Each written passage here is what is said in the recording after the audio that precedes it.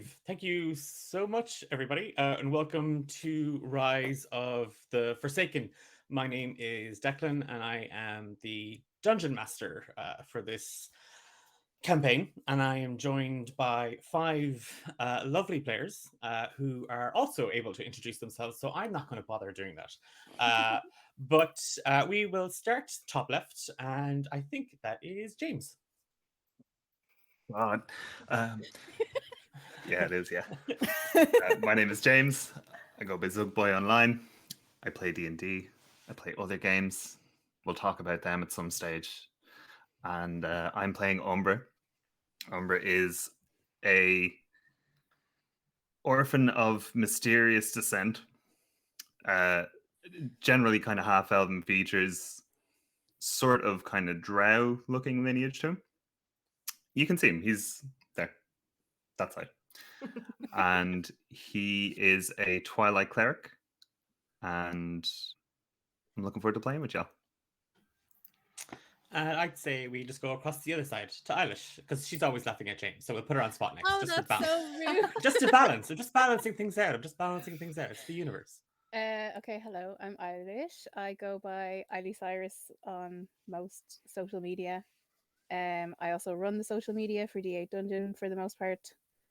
I am playing Diara or Diara.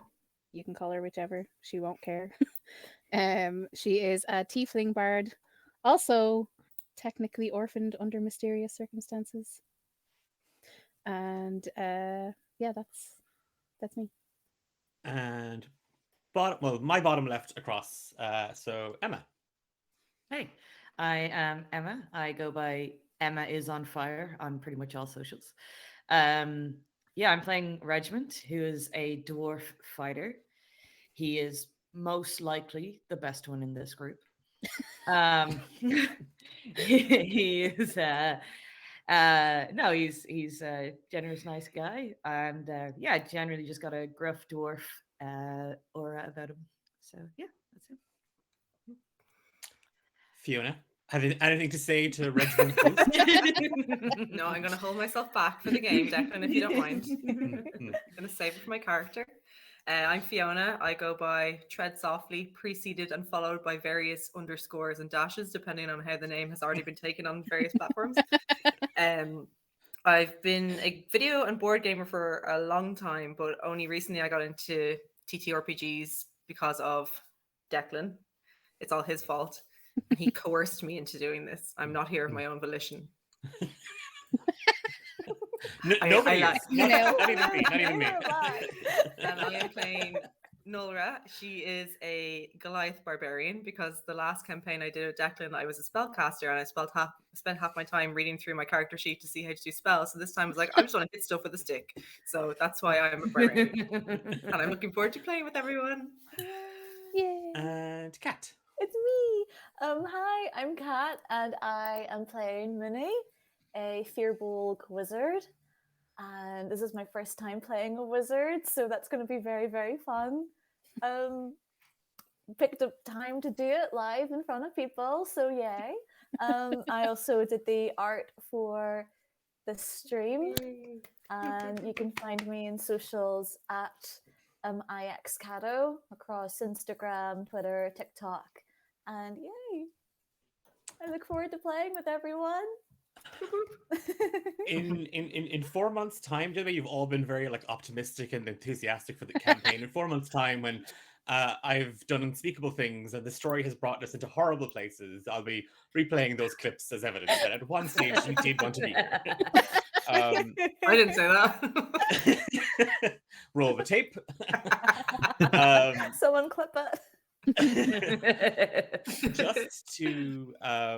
Just before we kind of get into kind of the game and the setting and stuff like that, my own name is Declan. You can see it below on the thingamajig, and I am the dungeon master for Rise of the Forsaken, and this is a homebrew setting, so it is very much a monster of my own creation. We'll see how it goes. I think we've lost. Oh, he's back again. There he is. And we'd miss you. We'd miss you, James. We'd miss you. Would we? We would. But beyond Rise of the Forsaken, I am the creator and DM of Romancing the Dungeon, a softcore D&D podcast. Rise of the Forsaken does not have a softcore tag to it because only about 6 months ago, there was a misunderstanding about what I meant by softcore and what the internet thought I meant by softcore. So Rise of we the are Forsaken not is hardcore. Yeah, it's a Ooh. hardcore D&D podcast. Oh no. Okay. It is not. I'm gonna change my notes. I'll change my job. Slow to reveal a harness. Declan, you've already got a nickname. Oh no. Okay, I'll go with Dungeon Daddy. That's okay. Rise of the Forsaken. If you're new to my games, if you've never listened to Romancing the Dungeon, Why not? Yes, why not? There'll be a survey at the end. I will be checking all of your passes before you leave. But I as a DM, I like to focus very heavily on role-playing stories and characters, both the PCs and the NPCs, and the development of relationships between them. And Rise of Forsaken is by the concept of found family, and you'll have noticed that each of the players introduce their characters as having come from an orphaned background. Rise of the Forsaken is set in our campaign will begin on an island called Inishtarug, in a village called Canuck to the very, very south. And there are five heroes, heroes, that'll depend on them. Our five players, our five characters are very much have grown up here and have spent their formative years together, living, studying, and just finding out who they are in Canuck. And rather than spend the next 2 hours kind of going into the nitty-gritty details of all the bits and pieces, there is a brief prologue that we released. It's on our Discord channel, and I think we can link that in the comments if you want to have a read of the prologue. And that's the same prologue that I gave to the players to kind of tease them into the story a little bit. But hopefully, as the game progresses, you'll get a bigger insight of this world that I can't just say I created, because all these guys have very much influenced what's going on and what's going to happen in it. So without further delay. Are you sure? Roll for initiative, because we're going. No, we're not. I'm calling your bluff. 4. Okay, the ancient silver dragon got a nat 20. No. Bye, Mooney. Our story begins at chapter 1, aptly entitled "The Five of You," and our game begins in the circle 1320 at the first ring of autumn.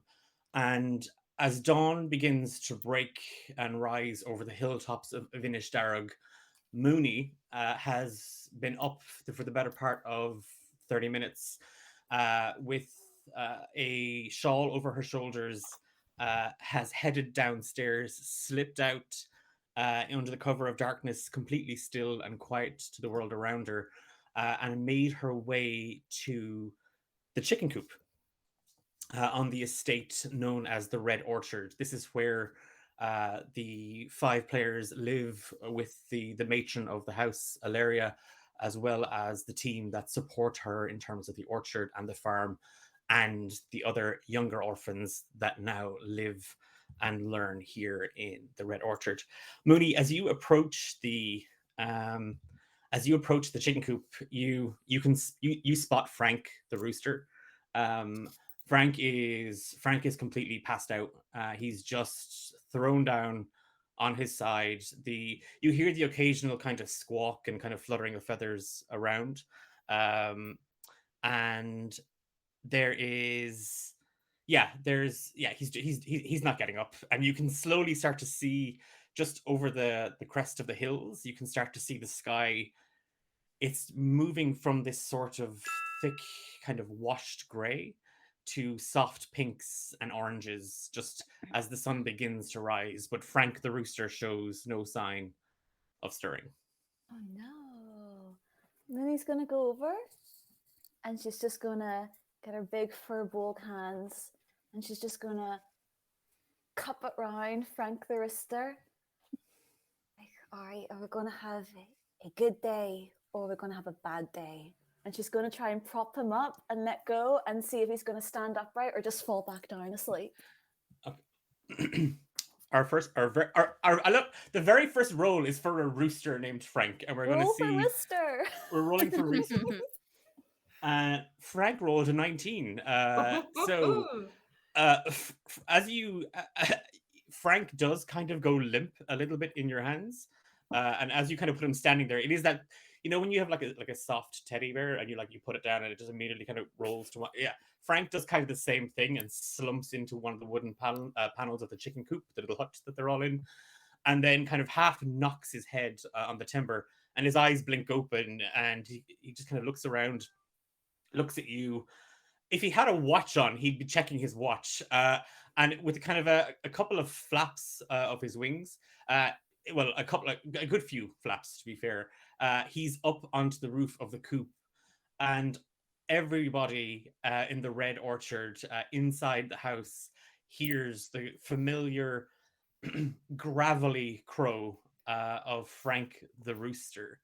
And coming in the front gates, moving up the muddy pathway, are Jerry and Eileen Sapras, Eileen being the housekeeper and her husband, Jerry, the groundskeeper. And they have a bundle. Well, Eileen has a small bundle in her hand. Jerry has a kind of a cap on and he's smoking a pipe. And they just kind of look, they kind of turn just to see you, Mooney, standing there. Well, yeah, standing there, kind of slapping Frank the rooster on the back, kind of a job well done. And Frank the rooster is just kind of now kind of walking around doing that thing that, you know, roosters do, and just kind of half pecking at the ground in the dirt. And Eileen just kind of Mooney, sweetheart, oh,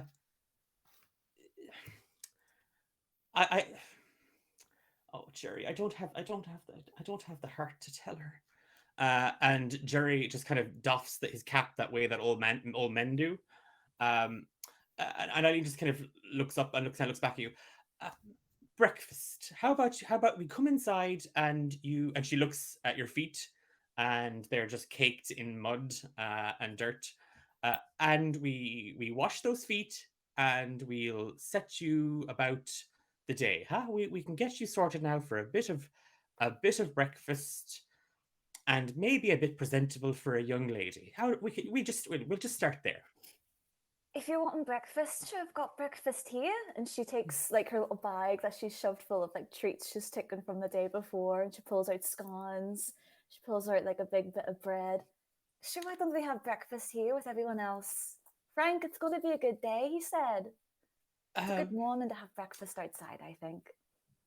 Right. Well, at the very least, Mooney, don't forget to put on boots. Oh, Eileen, you know why I can't wear boots? There's none big enough in town for me. I mean, I've got big, massive goat feet.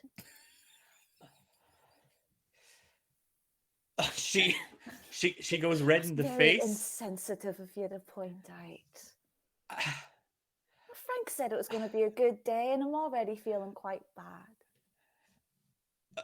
Eileen just goes, What's that, Hilaria? I'm only joking. I'm only joking. You're so easy to wind up. She's already gone.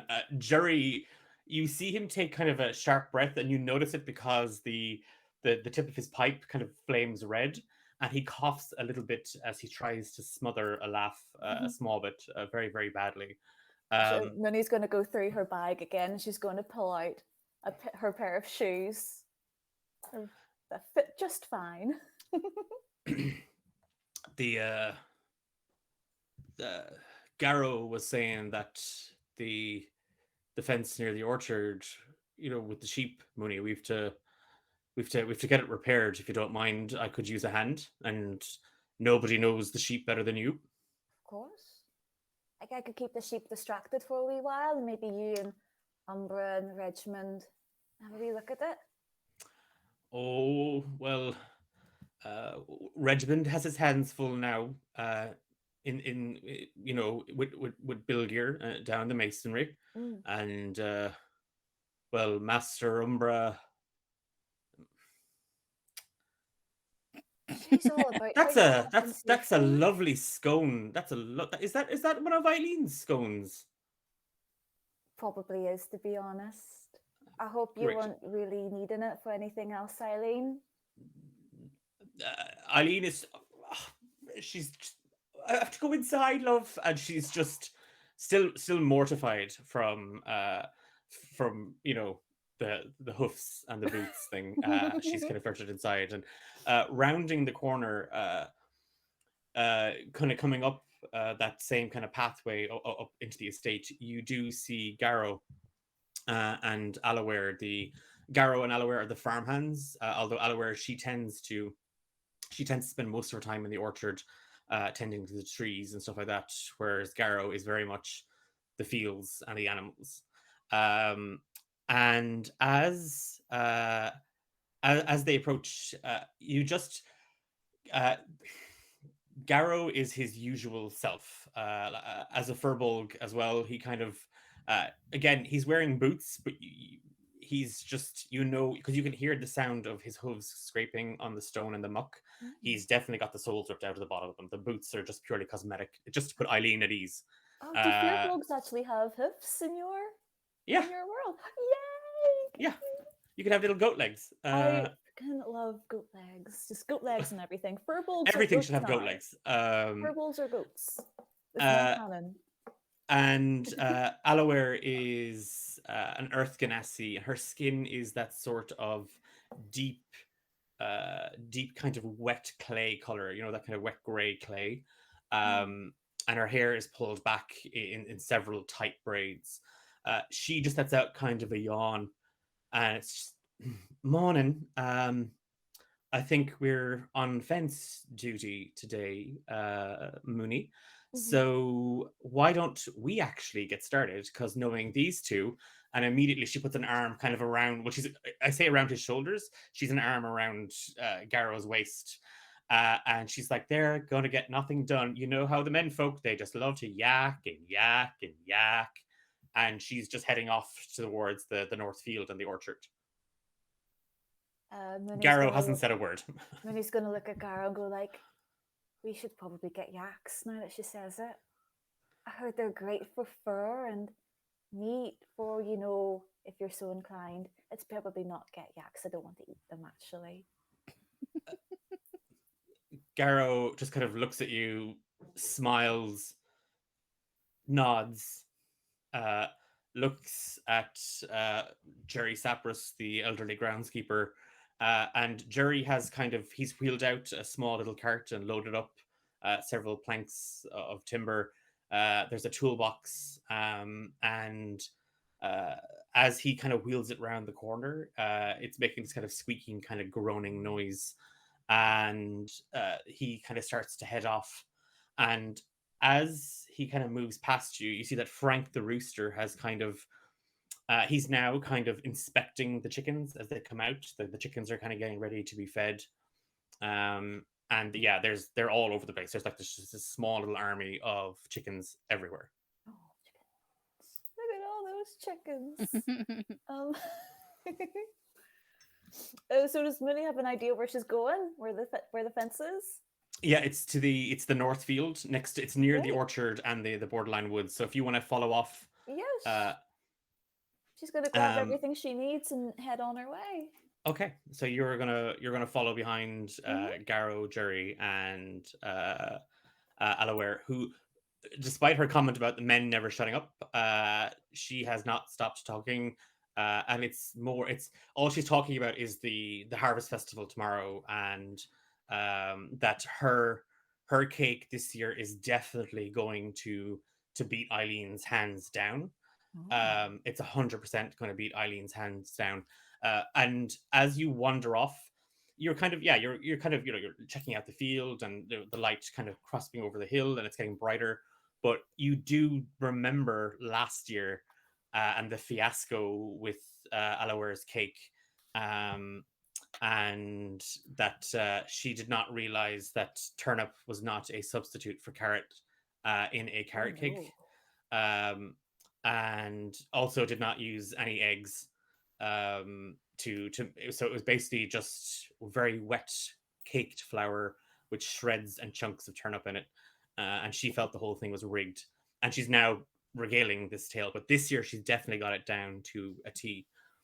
And as we speak of cakes, we cut back to Eileen, who has recovered from her comments and her remarks, and she's in her environment. She's here in the kitchen, and it's one of those old rustic estate kitchens. It's quite large, plenty of countertops and workspaces, all filled with jars and bins with flour, oats, everything you name it around.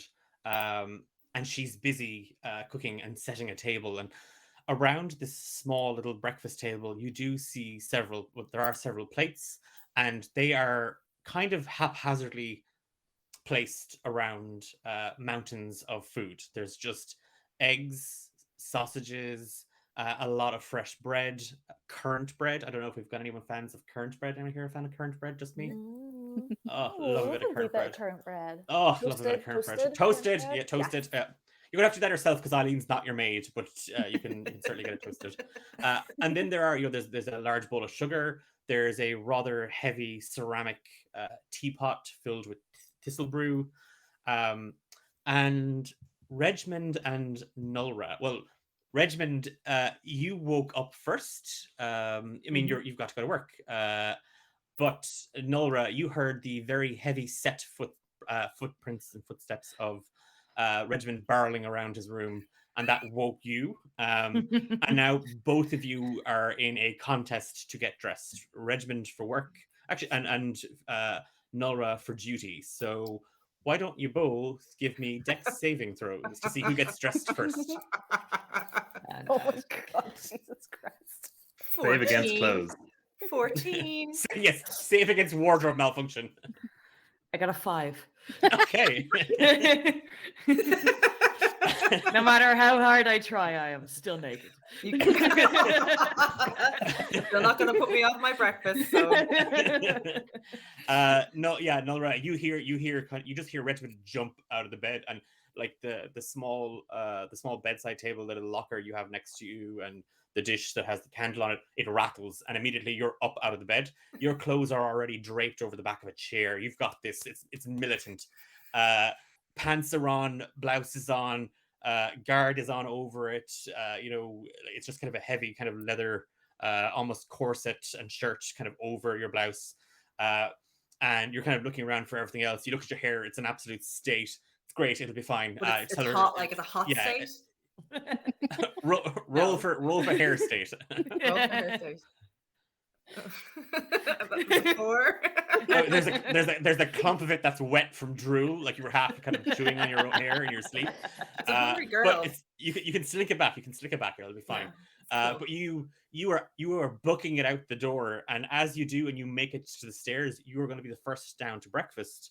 But you just spy Regmund, who's coming out, and he's got his left and right boot on the wrong foot, and he's half tucking his shirt over his head, but his head's coming out the left arm sleeve, and he's just in an absolute state.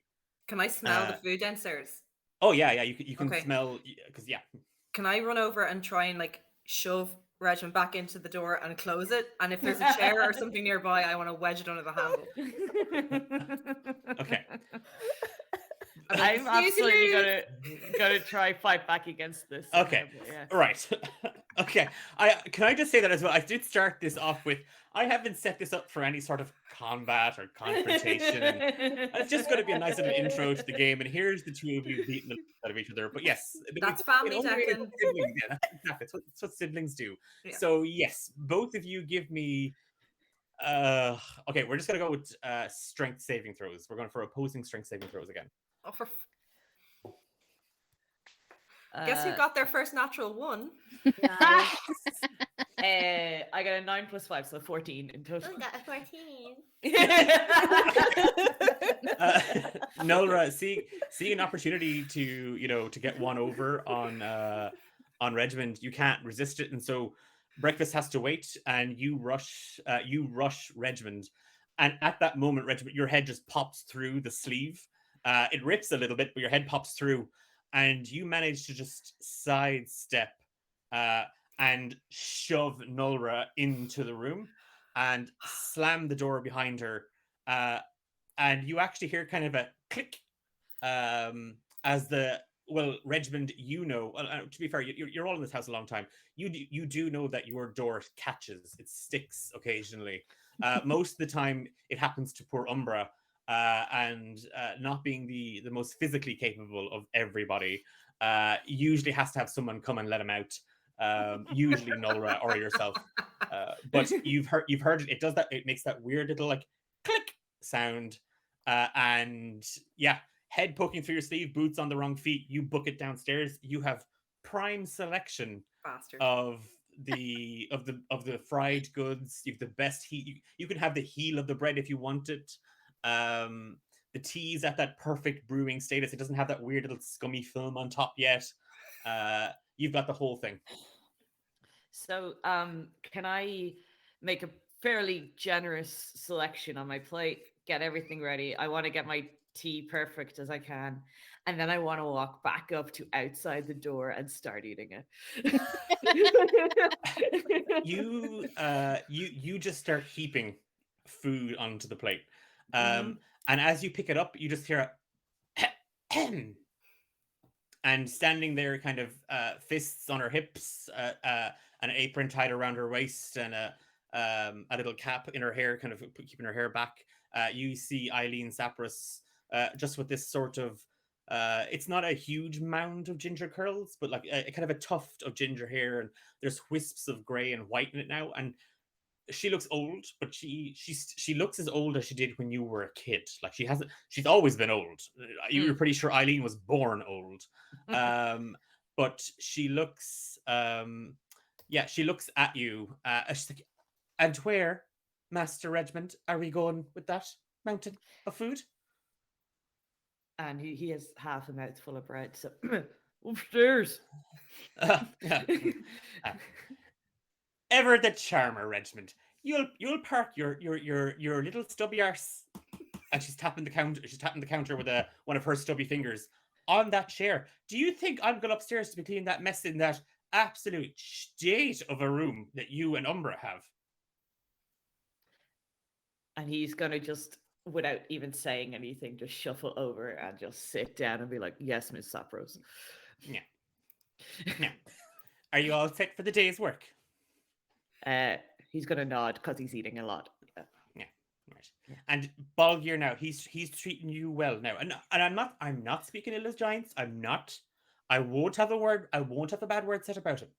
He's very quiet though. He's very quiet. Yeah, very quiet. Very quiet. Yeah. And you're liking that kind of work then, it's a bit physical and all, and with you being so.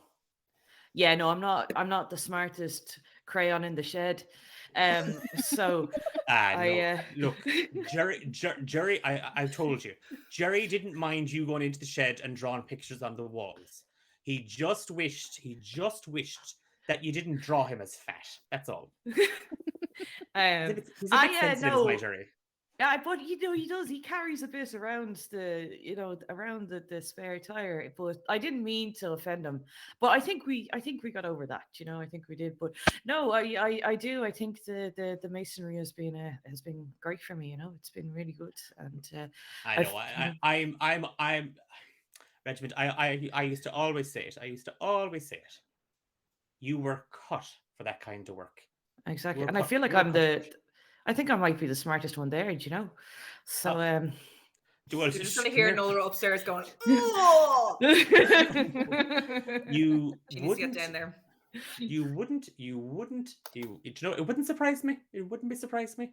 Wouldn't be. Nolra, as you kind of clamber into the room, you do see Umbra set up. Maybe at this stage, Umbra, would you be awake by now?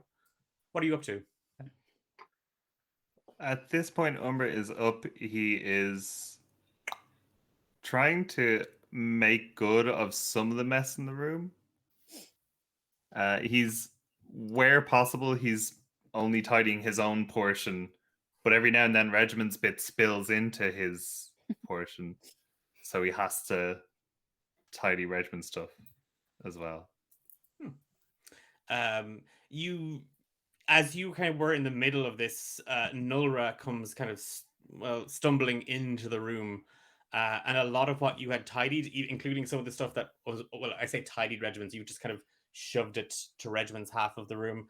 Nulra comes kind of stumbling in and knocks over a couple of the Regiment towers of junk and half cleared plates, dirty socks, so on and so forth. I'm gonna look around the room. And what do I see? It's two single beds. It's like The Odd Couple, in that you can clearly tell whose half of the room is which. Umbra's is quite.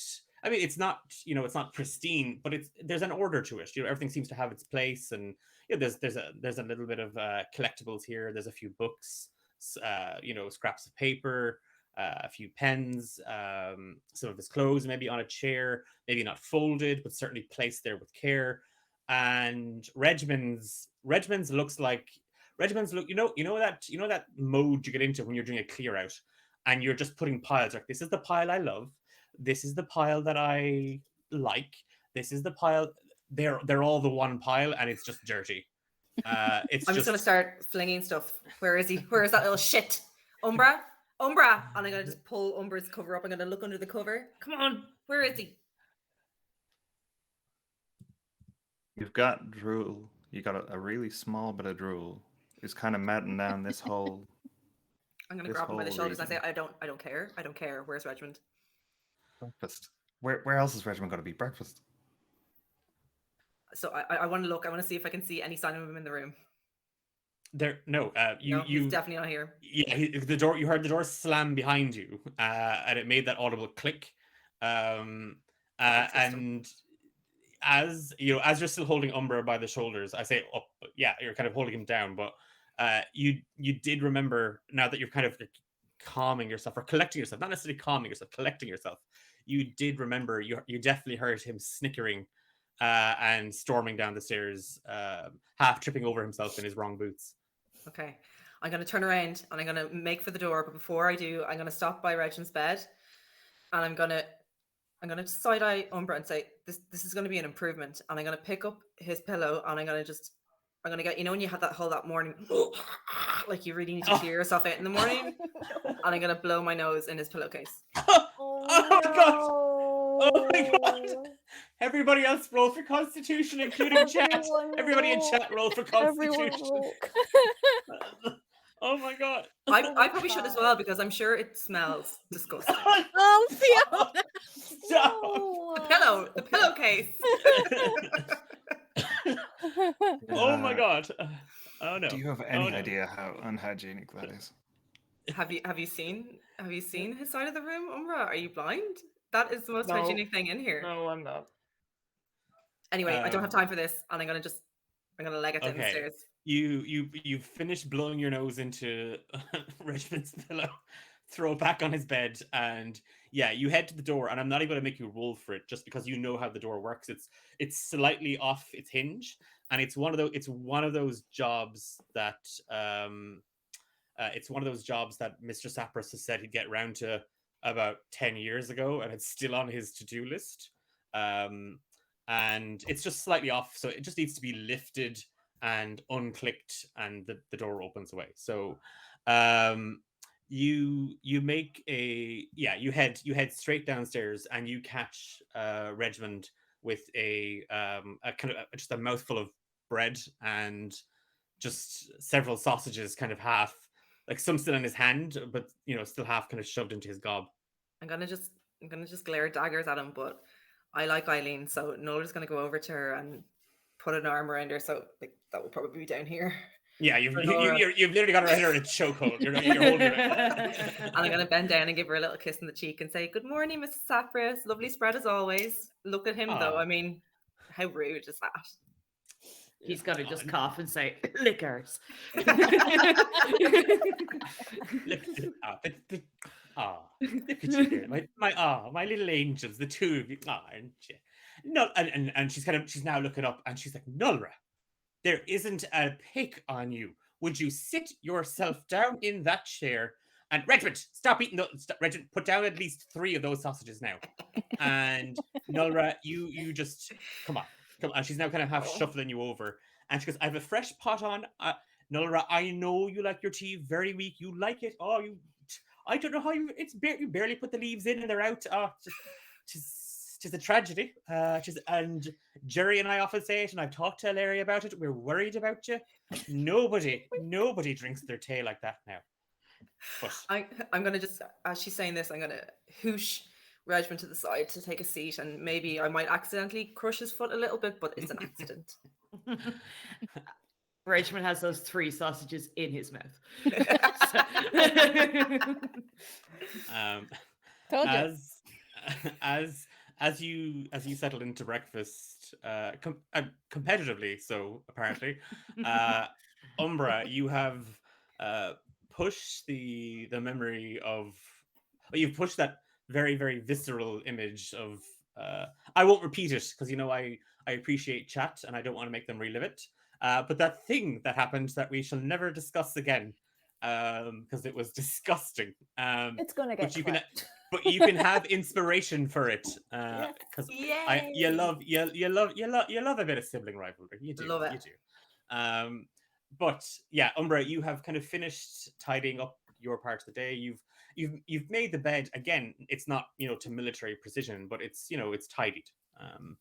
And what would you like to do this morning? He's going to. Ideally, he'd like to wait until the pair of them had cleared out to go and have breakfast. So he's gonna just nose around and see who else is up. If there's anyone to kind of chat to for a little bit. As you're kind of, again, it's just kind of listening. Because you're not going downstairs. You can definitely hear the first 5, you guys, your rooms are in the attic, and the boys are in one room, the girls are in another room, and Ilaria's is across the hall. But on the second floor, you do hear kind of like whispering, and it's coming from the big bedroom, and that's where the other children, they're all under the age of 10, they're all young. That's where they are sleeping, or that's where their main rooms are. So you can definitely hear kind of some chat come from there. And as you kind of press an ear and maybe lean out the door a little bit, you do see the door to the girls' bedroom open, and out steps Diara, whose job is to start corralling those kids this morning. Morning. You want to know what Nulra just did? I'm not giving you inspiration for reliving. No. No. I can imagine. Yeah, that's the right answer. Yeah. What you got planned for today? Oh, cattle herding. Oh, don't talk about that. The wee babies like that. Honestly, not they're like a fair. pack of hyenas. I don't understand. We were so No. calm compared to them.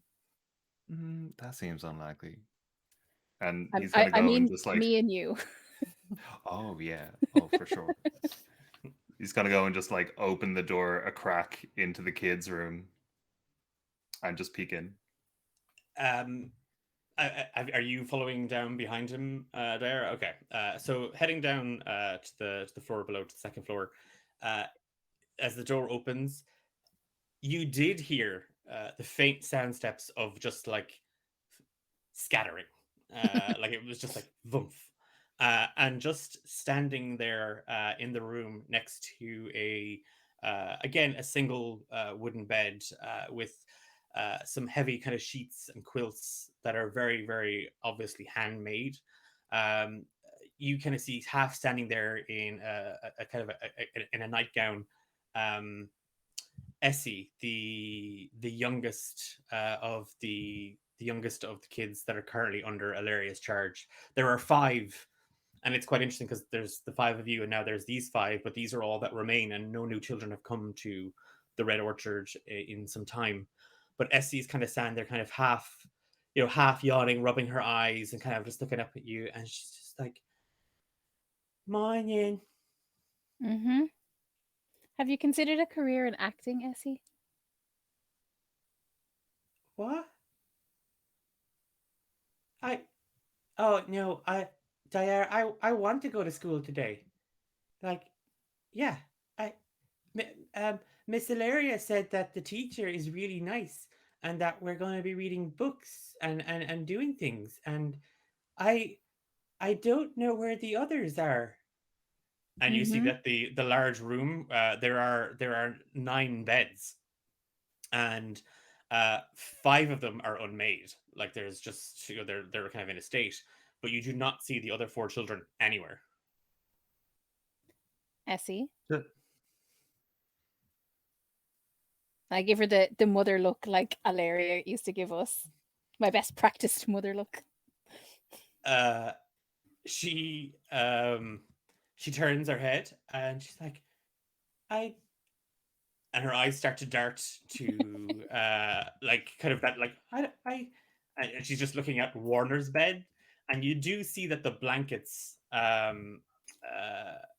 the blankets are kind of like they're all ruched together, like there's like one big bundle. It doesn't make any sense.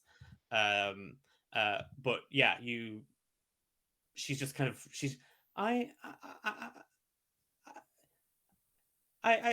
don't know.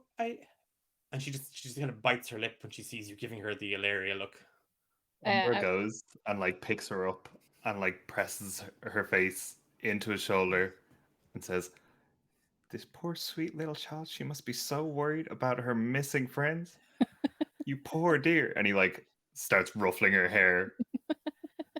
Uh, she just has this mountain where Mrs. Sapras, has like a little bun of ginger curls.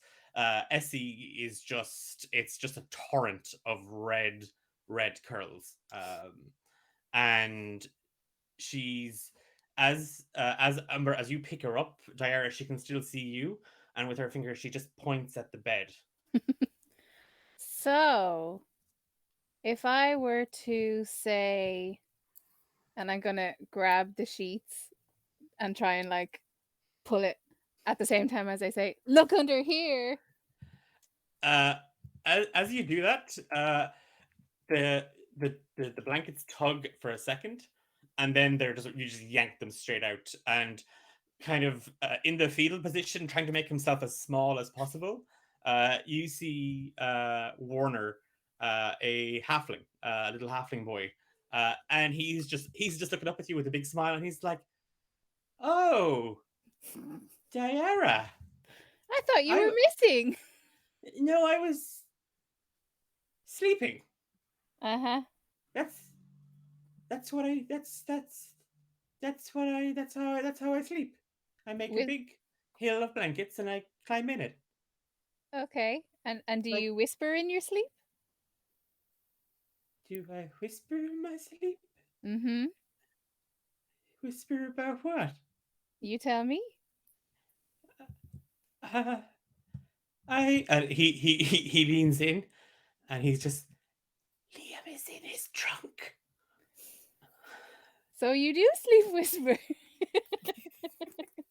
And he looks back at you kind of horrified that you've kind of like revealed his betrayal. And you just hear, "Oh God damn it, Warner!" And Liam pops up out of the trunk, and there's this half elf boy with just a bridge of freckles across his nose and coal black hair and these deep blue eyes, just kind of looking up at you. And he crosses his arms. we're not going to school, Diara. Nobody wants to go to school except Essie, and she's too dumb to really know what it is. I'm immediately gonna turn around and point at him and say, "Hey, what have I told you about that language?" School? I'm gonna give him a look. He rolls his, sorry.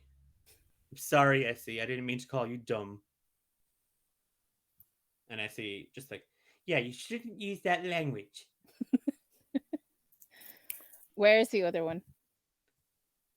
I'm not. Look, what? I'm not a rat. I'm not. I'm not a rat. I'm not gonna rat on. Yeah, I got it in there, folks. I got it in there. I'm gonna start tickling him under his arms. Give me a roll of a d20, and you can add your proficiency bonus just because you are a childminder helping Ilaria out. Can I give her guidance on tickling? Yes, you can. What does that do? You get to roll a d4. Oh, how convenient. A 19. Okay. Liam, like you just grab Liam kind of under the arm, but you know that it's his ribs. It's down by his side, and he kind of starts to struggle a little bit, and still with Essie kind of tucked up on one arm. Umbra kind of approaches, puts a hand on you, and just kind of like it just kind of leans in. It's like, no, remember the ribs. And you're like, oh yeah. And you go straight, and you just start tickling his ribs along his belly, and he doubles over, and he's like, twins, never snitch. And he's just he's struggling, and he's just Alma's in the bathroom, and he just tells you that Alma is the Alma is a one of the is the only other girl, but she is not Patter. So Patter is still missing, and Alma comes around the corner, and Alma is drenched head to toe. What happened?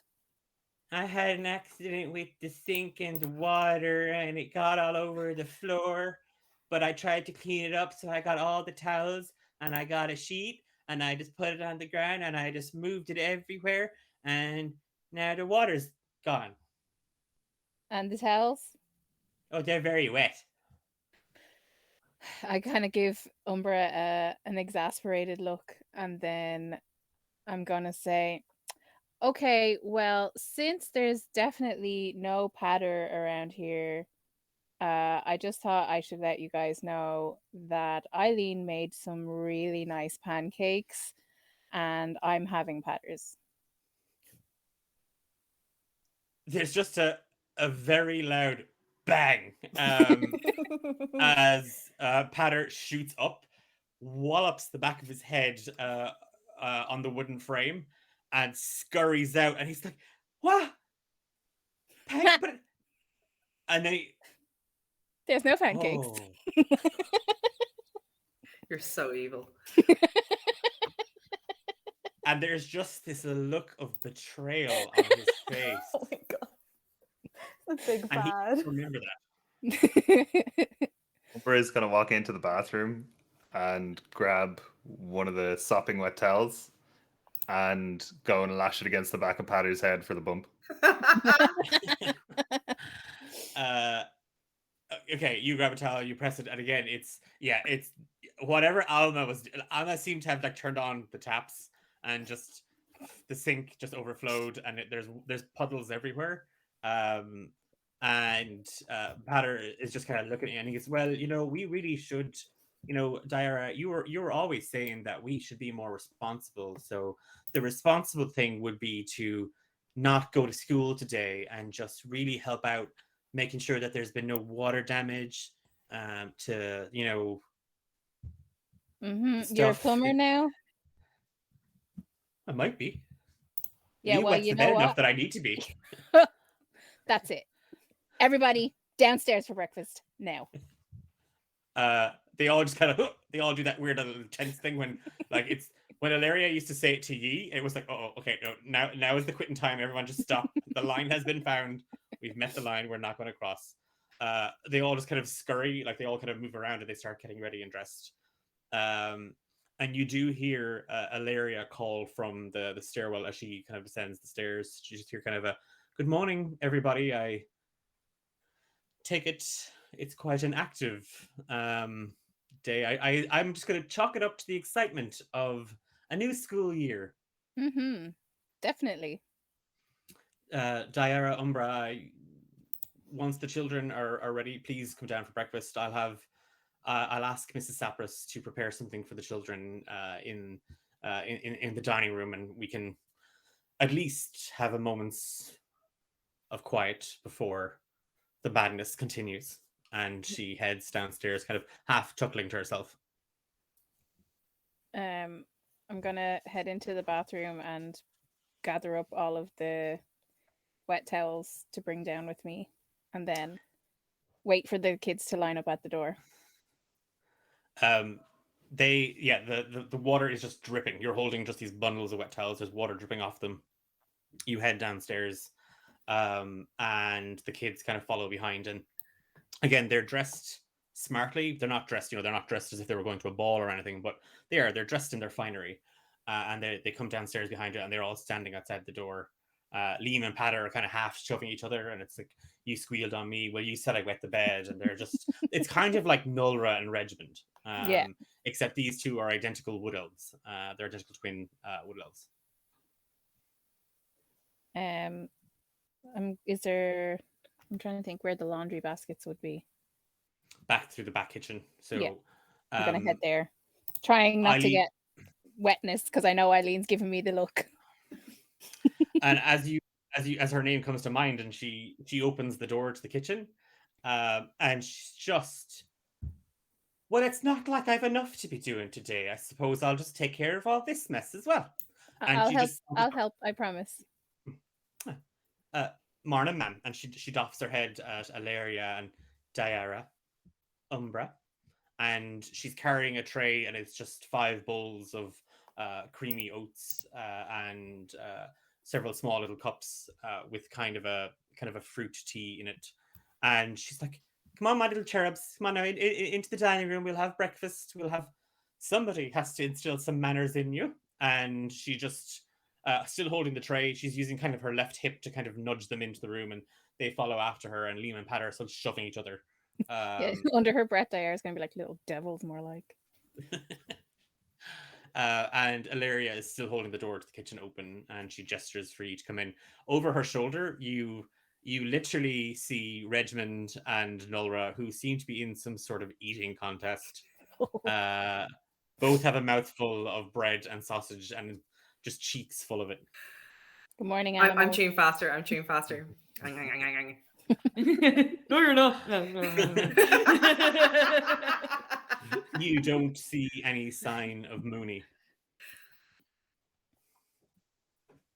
Can I try snag a few bits off the table and shove it in my pockets?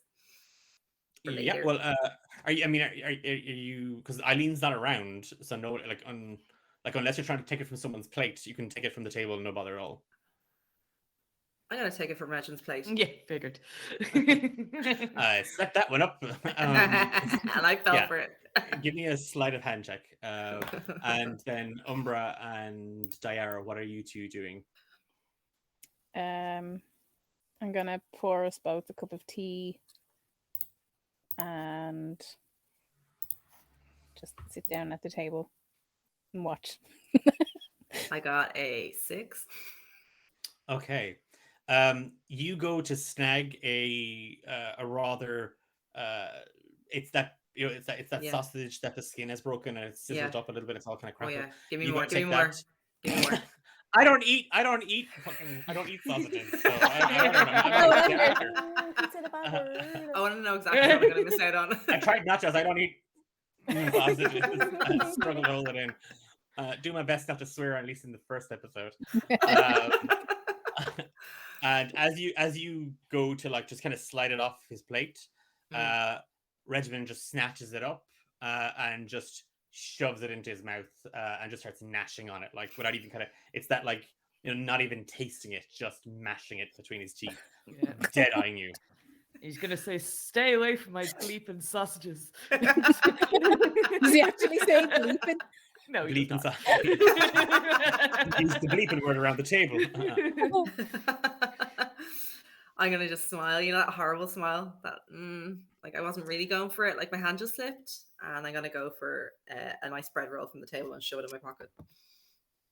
I take it you all have. Oh, Umbra. Mrs. Sapras said this came for you, Garrick. Mr. Garrick, or Mrs. Garrick's grandson. He won't be taking you for class today.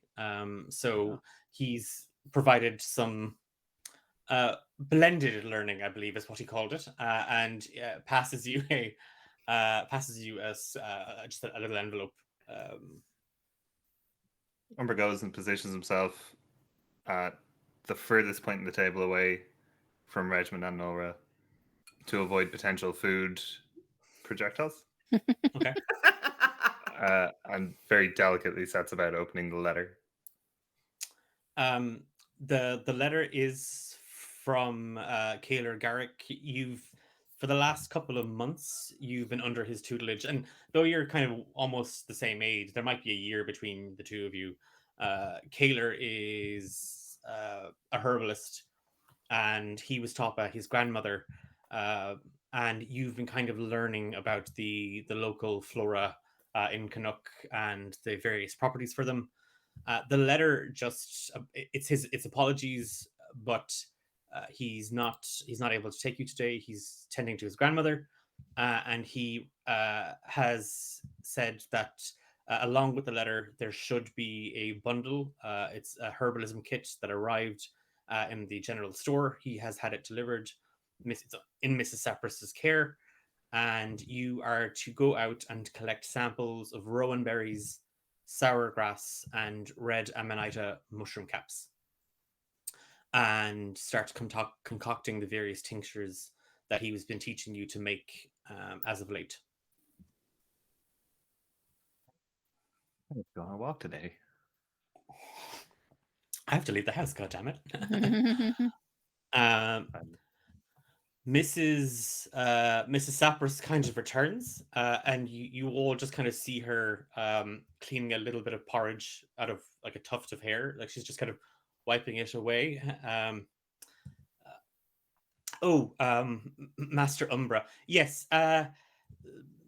Kaler asked that and she turns to one of the counters and she brings out, and there's a cloth bag, and she unfurls it, and inside you see a small little brown leather case. And it kind of rattles with the sound of glass inside. This has arrived, and she slides it across the table to you, kind of a hand still on it as she does, and she's kind of half examining it. And he's, that young Garrick lad now. He's really come of age. Used to hang out with that wall thug, Yeah, we all made mistakes, Mrs. Sapros. And she's just looking at Regiment. Yeah. Wall deserved it. So, she's just kind of glancing over it. Well, I've a lunch to prepare, and before I forget it, Miss Hilaria, the order for the stout and the currants, my porter cake, it's and she kind of tufts the back of her hair, award-winning porter cake has it's come in, and I promised small ones that I'd make an extra one this year for just. I'm not having a repeat of last year, Miss Hilaria. I'm not having a repeat of it. The fact that I had to get up 8 hours earlier and make a whole new one because Padder and Liam and somebody else, and she looks around the table, though they have yet to make themselves known to me. Diara sips tea. Nora glares at Regiment. Well, we won't speak of that anymore. Unless they want to confess, in which case I'll forgive them, but I don't know. Well, the currants and the stout are in the general store. So when you and Miss Diara are bringing the small ones to school, perhaps you could have them sent up or even deliver them. I don't be any trouble. but I did promise them, and I don't want to come back to my word, Miss Ilaria. I don't want you to go to any trouble, but I don't want you to make a liar out of me.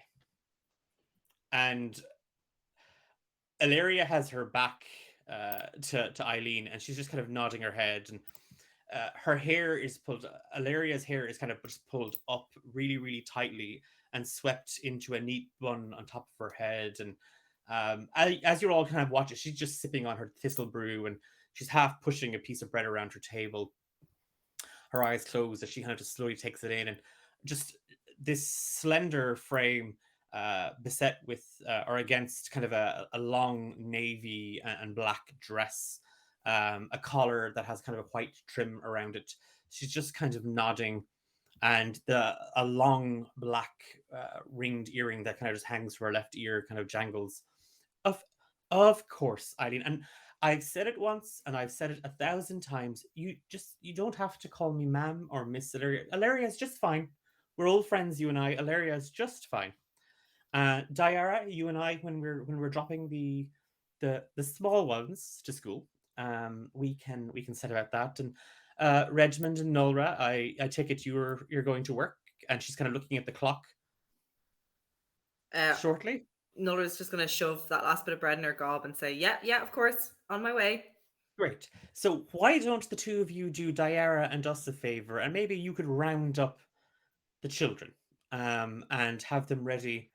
Oh, I don't know. So I really gotta get. Yeah, Regmund, we're on it. Regmund said he'd love to. That's no problem. Great. And he's gonna nudge. Always reliable.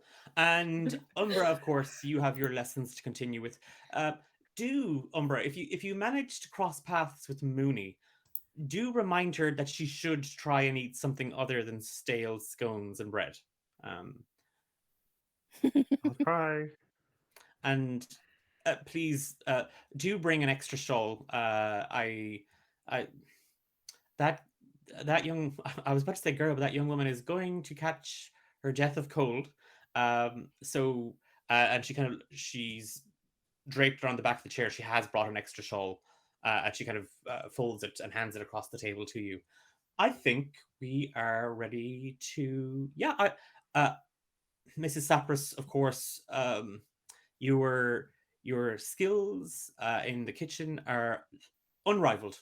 You are an absolute professional. This was most wonderful. And you see that there is just kind of getting a half picked at bread roll on Ilaria's table.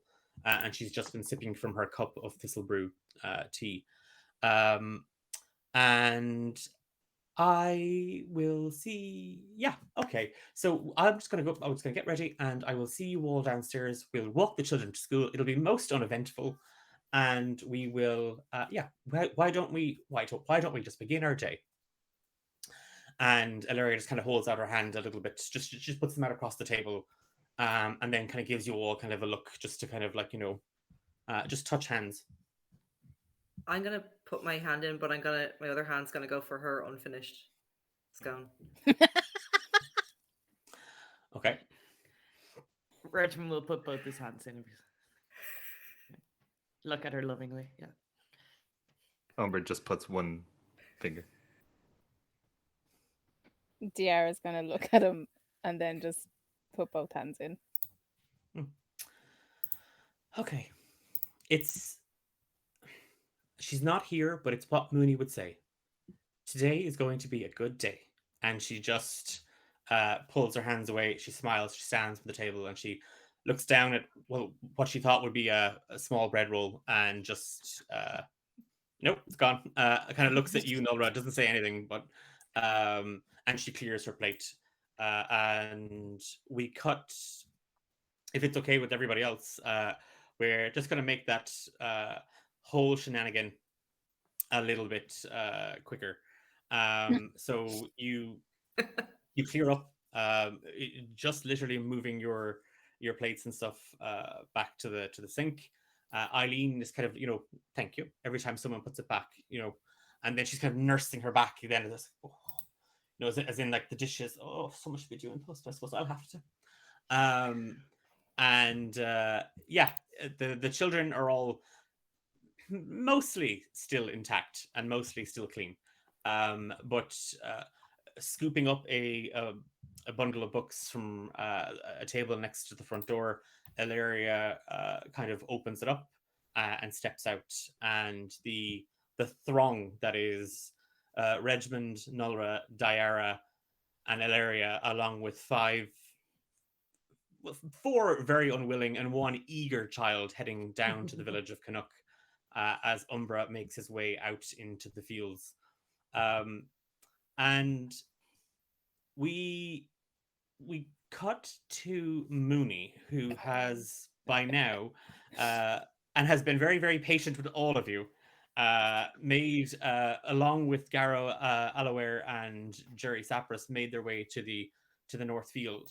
And you do, Mooney, you can see that there's a ditch, and from it there is a wooden fence kind of jutting out that sort of just fences in the orchard. It's to prevent the sheep from getting in.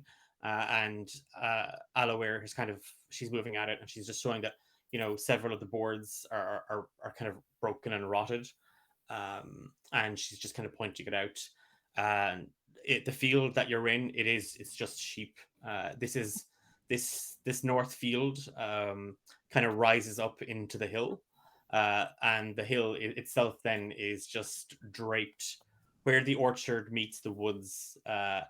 The woods here just crest over the top of the hill and down into one of the valleys on the other side of Canuck.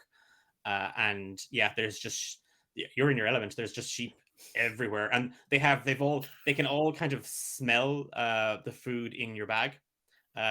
So it's like it's your thing.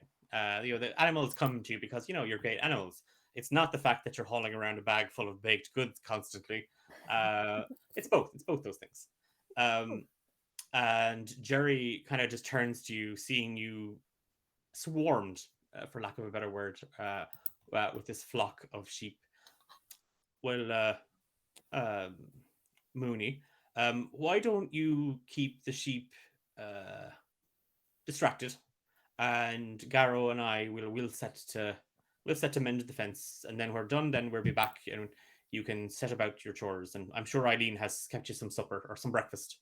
And he that's the most he's said to you in a while. And Garrow just kind of nods at you, smiling, and Alaware is she's hopped the fence into the orchard, and she's just begun inspecting the trees and the growth. What would you like to do? Minnie is just going to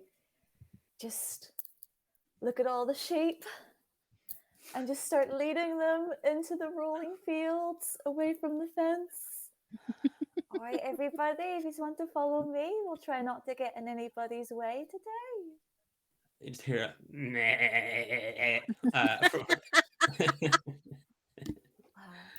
there's just Can we hear that again, Declan? I missed that. oh, just Sound effects. there you go. I'm not. Normally, this goes into post-production, okay? But you, the sheep are all kind of. They have all kinds of stutter. They've all kind of gathered around you. Give me an animal handling check with advantage. Handling with advantage, sure thing. That's 12 plus. That is a 16. That particularly deep-voiced / kind of sickly goat or sheep just kind of looks up at you, and he's kind of looks at the bag, and he starts kind of chomping at the satchel on your side, like he's literally just kind of chewing on the satchel on your side. And then the other sheep proceed to kind of do the same thing, and as you take a step back and you turn to lead them, they do follow, but you just kind of hear what's in the bag. Oh, it's the one that talks. What was his name? Jason. It's Jason. Okay.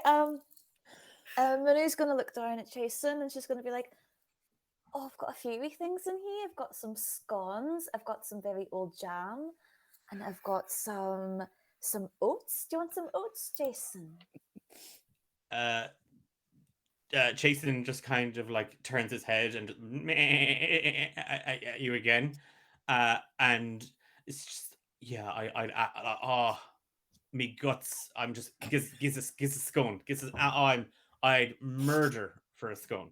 All right, she's gonna go through the bag, and she's trying to like use the bag to like lead them away from the fence as well. And she's gonna like go into your bag, shove a few things out of the way, like shove her book out of the way, her spare shoes out of the way. She's gonna take out the scone and crumple it up a little bit, and just offer some to Jason, and the rest just scatter around the other sheep.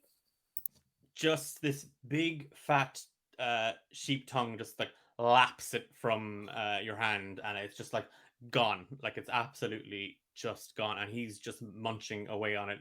And then the crumbs that kind of you've broken up, the other sheep kind of. For the record, I don't know if sheep in my world sheep eat scones. We're just going to establish that now. But they do. They're kind of they're chomping at the grass, and they're getting at the scone and stuff like that. And Jason is just kind of looking up at you, and he's again. There's just a meh, and to you it kind of sounds like I reckon that that Earth Ganassi lady is going to be really mad soon. Why is she going to be really mad about the Oh. fence? Well, it's not so much the fence. It's the fact that Dave got out. Wait, Dave. What You do know mean? Dave. I know, of course I know Dave, but what do you mean Dave got out? Well, the fence was open, and all the other lads started daring him to go through it, and again, it's just meh up at you, and he just went for it. We were all kind of shocked, but he just went for it. Wait, so Dave, he went through into the orchard, or?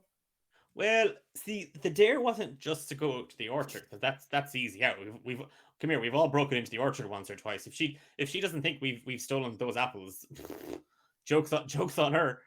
No. Dave got dared to go to the woods. Dave got dared to go to the woods. Meh. Why would you do that? You know, David's up for anything, and the woods are really dangerous. And Jason just turns his head. And as you're chatting away to him, Mr. Sapros, you're still kind of half within earshot. Okay, occasionally looks over his shoulder. Nobody says anything, but he just smiles to himself, as he just admires the way you act around the animals, and just how comfortable you are out here with them and in this space, and you kind of taking a scan, because all like literally every sheep in the field has now kind of come towards you. You know that one is missing, and you know it is Dave, and then you just hear oh, for absolute sake, and you just Alaware is just shouting, Mooney, Mooney. Oh, 1 minute. Okay, Jason, could you do me one big favor? Yeah, sure. Could you just promise me that you won't get in the way of them, building up the fence? If you promise to do that, I can go and maybe find Dave and bring him back in one piece. And he kind of nudges your hand for the rest of the scone. All right, okay. She's gonna like empty out the entire bag, and she's Okay. She's good. The sheep, they all just. She's gonna take her jam. She's gonna take her shoes, and she's gonna take her little book. Like, you could have all of this, if you promise just not to get in anybody's way. All right. If Jason could give you a military salute, he would. But he nods his head at you, and then he kind of stands up a little bit broader, a little bit buffer, and he's like, nah. And you hear, "You have my word." Okay, good. All right. So just be good. All right, be good. I'm counting on you, Jason. You're not in charge. Oh, Jason's head is down and his arse is up, and he's just wagging his little sheep's tail, Okay. and he's dead happy. She's gonna like get up and just like long stride, like Riker over like the top of them all, and just like try to get back to the hole in the fence. you come across Garrow and Jerry, who are they're 100% fixing up they're mending the fence and the gate, and Alaware is standing there, and she has a small little tuft of wool in her hand. We have a lost one. We do, it's Dave. The rest of them dared for Dave to go to the woods. And she looks at Garrow, and she looks at yeah, of course. Do you want to? I mean, you have such a great relationship with them. Maybe you want to go and I mean, sort that out. I could. I mean, hopefully it didn't happen too long ago, so I might be able to get him before he goes into the woods and gets himself hurt. But I don't know if I should go alone, because the last time we did that, we got in really big trouble. We almost died. They're all kind of looking at each other. Well, you don't have to go too far, Mooney. Why don't you just see if you can pick up Dave's trail? And if he has gone into the woods, maybe you can just come back and tell us, and we can see if we can maybe round up the others. And Garrow and Mr. Sapras, they should have the fence mended. We can go look for Dave. Right. I'll go ahead. I'll see if I can get his tracks and get him, if I can get him before he goes too deep in. As Mooney, as you head off through the orchard up to the woods, and Umbra, you set off across the same northern field, moving away from the orchard. You do see a maelstrom of wool. There's a lot of commotion coming from the sheep. But you you're heading kind of northwest away from the orchard towards the woods, where Kaler has brought you foraging before. We cut to the others, who are making their way down the hillside towards the village of Canuck, and a lot of the little buildings and houses around here, there's just plumes of smoke coming from it, and the kids they found their energy. Maybe it's not enthusiasm, but they have found their energy. And as the road rounds the hill, and you cross into the village of Canuck, the place just fills with the sounds of commotion and energy. And standing outside the schoolhouse is the stoic, sharp-faced Maester Richter, headmaster and elderman of the village of Canuck. Boo. And we will take our intermission there, I think. So everybody, get up, stretch, hydrate. Bursting, absolutely bursting.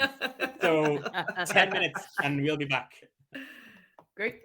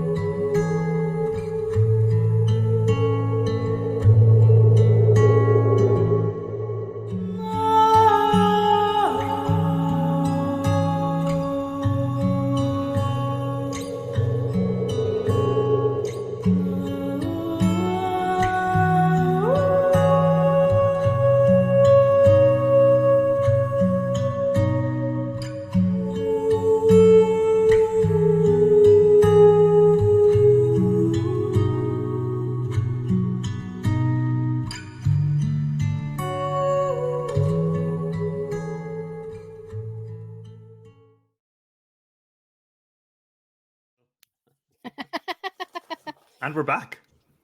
And we're back. That was a bit We're back. sooner than anticipated. My fault. Our timing. First step. Everyone, Well, finish what you're eating. Finish what you're eating. Nom, nom, nom, nom. Oh, so cool. Oh, so cool. Welcome back to Rise of the Forsaken, Chapter 1, The Five of You. And we had left it with, I know, for the record, Episode 1, and I've split the party already, but I'll get that out of my system now. We left Mooney hot on the trail of David the sheep, who's gone missing in the woods. Umbra, who has a lesson plan to complete for his teacher, Kaler, and has to collect some herb samples for his herbalism kit. Regimund, Nulra, Diara, in the company of their adoptive mother, Ilaria, and 5 wards on their way to school and work and getting ready for the day. And we'll pick up with the gang in the village of Canuck. And that energy the kids had as they were kind of, half messing, playing, coming down the hill, that seems to have just deflated. That's it. On seeing the schoolhouse and on seeing Maester Richter, that seems to, it's just gone. It's just flat. Understandable. And they shuffle into the schoolhouse one after the other. Maester Richter just kind of nodding at them. And he kind of looks at Ilaria and then at the rest of you. No chickens to be wary of this time, Ilaria. And she kind of chickens. Mr. Richter, whatever are you referring to? And just this one wispy eyebrow just arches and just kind of looks at her. Indeed. Well, the children can be collected later on this evening, and need I remind you that tomorrow they do have morning lessons before the festival, and they should be arriving a little earlier, if that isn't too much trouble for you and the collection you have up at the house. And he looks to you, Diara, Nulra, and Regimund, and you get that weird shudder down your back. It's that thing when you bump into your principal or your teacher in real life and you still call them Miss or Sir. Yeah, it's like, ugh, what is that? And he just kind of fixes a look at all of you and just turns his back and heads into the house, or heads into the schoolhouse. And just as he does, Ilaria kind of like turns to face the rest of you, and she's like, chicken, and she's just kind of half rolling her eyes, and she rolls her eyes, and she kind of half smirks. No. Manners, of course. That was not very polite of me. Nah, he's an idiot. So scary. He still smells. Mothballs. And her nose kind of wiggles a little bit. Regimund, and she just points to the south, and she kind of looks upwards as Volgir, the stone giant who runs the masonry in Canuck, is just marching up the southern road. Behind him, he's just dragging a rather large, sturdy cart that's groaning and creaking and laden down with giant chunks of rock. And she just kind of nods, and she's like, "Oh!" And then she reaches into the large satchel she keeps on her side, and she pulls out a small bundle wrapped in wax paper tied with string. Mrs. Sapper said you forgot your lunch, and she just hands it to you. Oh, that's unlike me, isn't it? And he's going to snatch it and then say, "That's my ride over there. I better run." Yeah, get in there with the other rocks, Regimund. Ilaria just smiles very, very politely and just kind of gives you a look, Nulra. And I believe somebody has to attend their first meeting at the training camp up the hill. And she points up at Hain, the first hill that you see coming to Canuck. And the old ruins that have been since turned into the local militia's training grounds / little office. And I expect we'll all hear some good news I on your expect you will. return. And I'm just going to put my hand out and say, and my lunch? Did Mrs. Sappers give you my lunch? Oh, and she looks into her bag. She's like, Ah, oh, Diara, will you remind me that we'll stop by the old mare and we'll ask the sisters to prepare something for the new captain. She gives you kind of a look. And Nora just kind of, that's me. Go make me proud, but not too proud. Nicely firm, proud. Medium tempered. proud. Always. Like a Have wink a at her. good. Yeah. She just kind of she winks back at you like kind of a, and then looks at Diara very worried. Like Yeah. uh, Diara's like biting her lip, like just work, like definitely afraid in case it's not good news. Don't worry, guys. I got this. Regiment's And gonna she's shout make from afar and be like, "You're not gonna get it." Knock your head against those rocks harder, Regiment, harder. oh, the two of you, and she's just Diara. We have those errands to run for Mrs. Sapras. Why don't you and I we'll pop into the general store and have a great day, the both of you. I expect to hear great things, Regiment, from the masonry, and likewise Nulra. Diara's gonna and wave at Baldur as well. he doesn't respond. He's dragging the cart behind him, and Regiment is now kind of hopped up into it. It's of no difference to Bulgar. He's a large stone giant, and Ilaria just kind of links your arm and takes your hand and just right, Mrs. Wall, and remember it's Wall, not Wall. We have to be on our best behavior. Whatever she says, we rise above it. Just rise above it. Just nodding unassuredly. Wonderful. So she watches as Ilaria and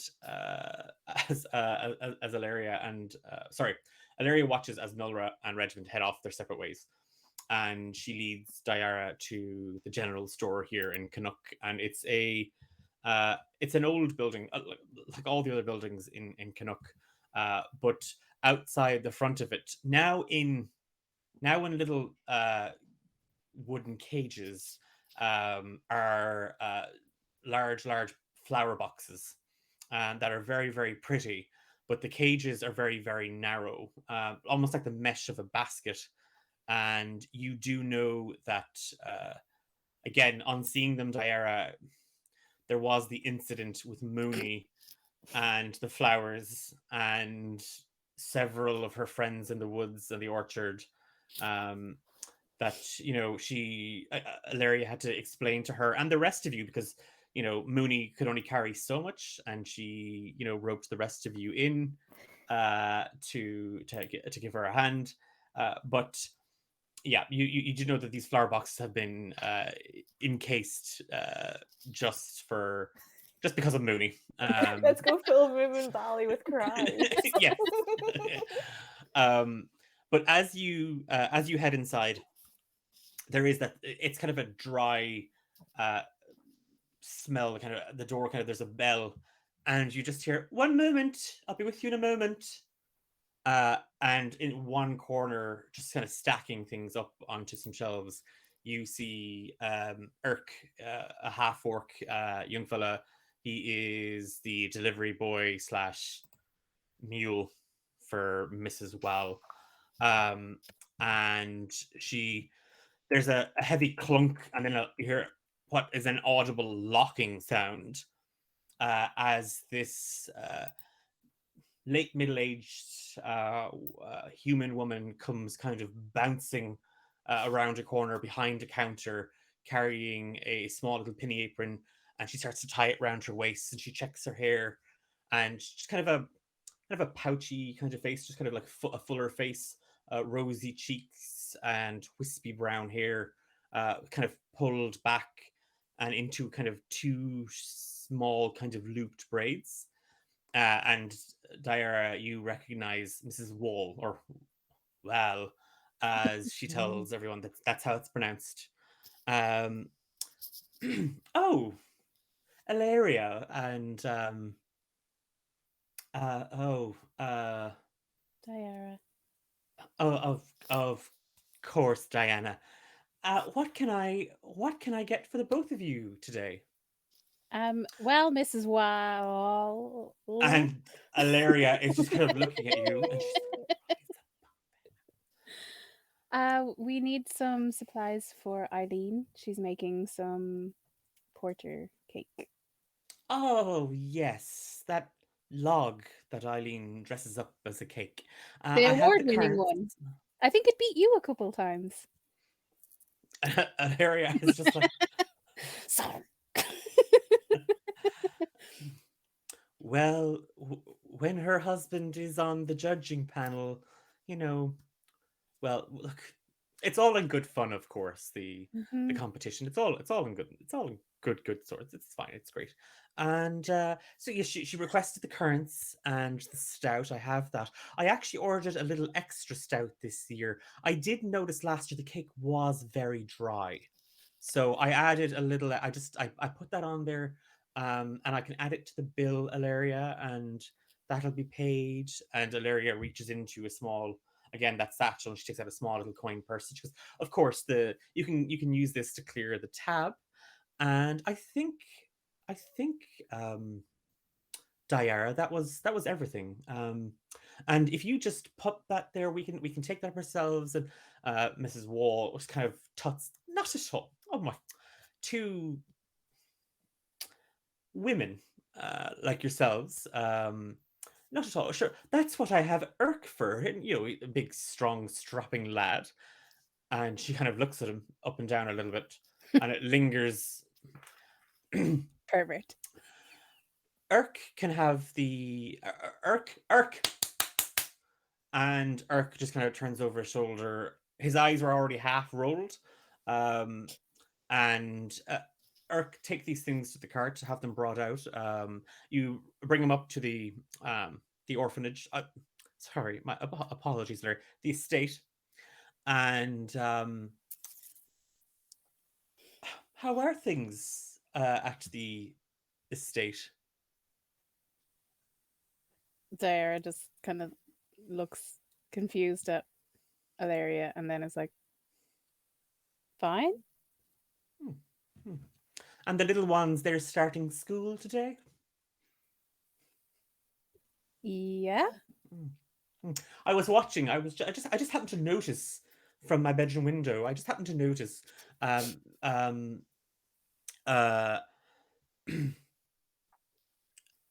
Malk was Maester Richter. Apologies, I'm a first name basis. You know, I'm on the council as well.